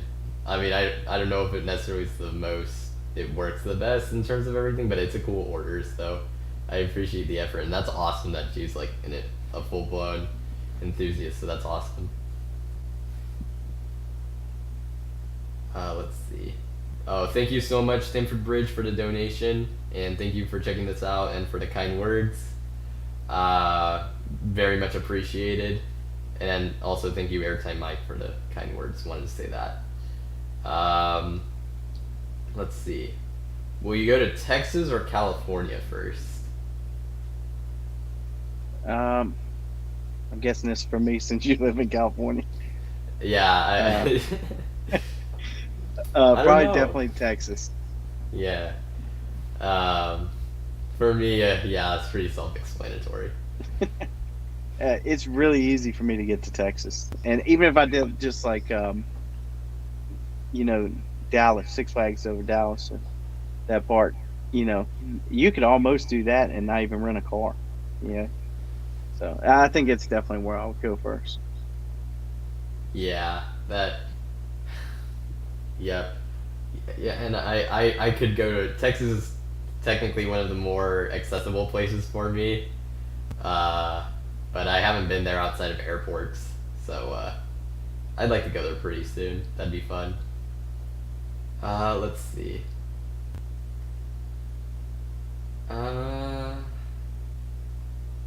Someone asked about what do we think of Comet at Hershey Park. You can go first. I debate it between it and Lightning Racer, but I think at this point it is my favorite wooden coaster at the park. I love classic wooden coasters. Giant Dipper is one I really like. So Comet, it's a very different ride from Giant Dipper. Don't get me wrong, but I really enjoy it. It has some really nice airtime moments. So and it just gives off that classic vibe. So I enjoy it quite a bit. So what I think about Comet, I don't think it is better than Phoenix, but I don't understand why it doesn't get talked about more. Because I think it's closer to Phoenix than people give it credit for. I think it's a really, really good ride. Yeah, it's a ride I wish I had only gotten one ride on, and next time I go to Hershey Park, I want to do more, because that one ride was really good. So, yeah. Airtime Girls pointed out, so if the same train she can ride Millie, but not Top Thrill Dragster. Yeah, I know. exactly. I completely messed that up. I don't know if they just changed it or what, but like she was so excited, and I may just never have looked because I knew it was the same Intamin trains, same restraints. But yeah, no, it's 52 for sure. That logic, yeah, it doesn't make sense. The whole dragster, yeah, that is weird. I But didn't then even know again, that. you think about it though, Twisted Timbers and Iron Gwazi are 48 inches, but Still Vengeance is 52, and those are the exact same trains, especially Twisted Timbers and Still Vengeance. Wait, actually, So, yes, I guess Twisted Timbers is swing axle. I had to make sure of that. Yep. So, I guess maybe just Cedar Point just adds a few extra inches to some of their more thrilling rides. That is interesting. Let's see. And then Airtime Mike said he couldn't be more proud that your daughter has moved on from Invader. And Airtime Mike does not like Invader, by the way.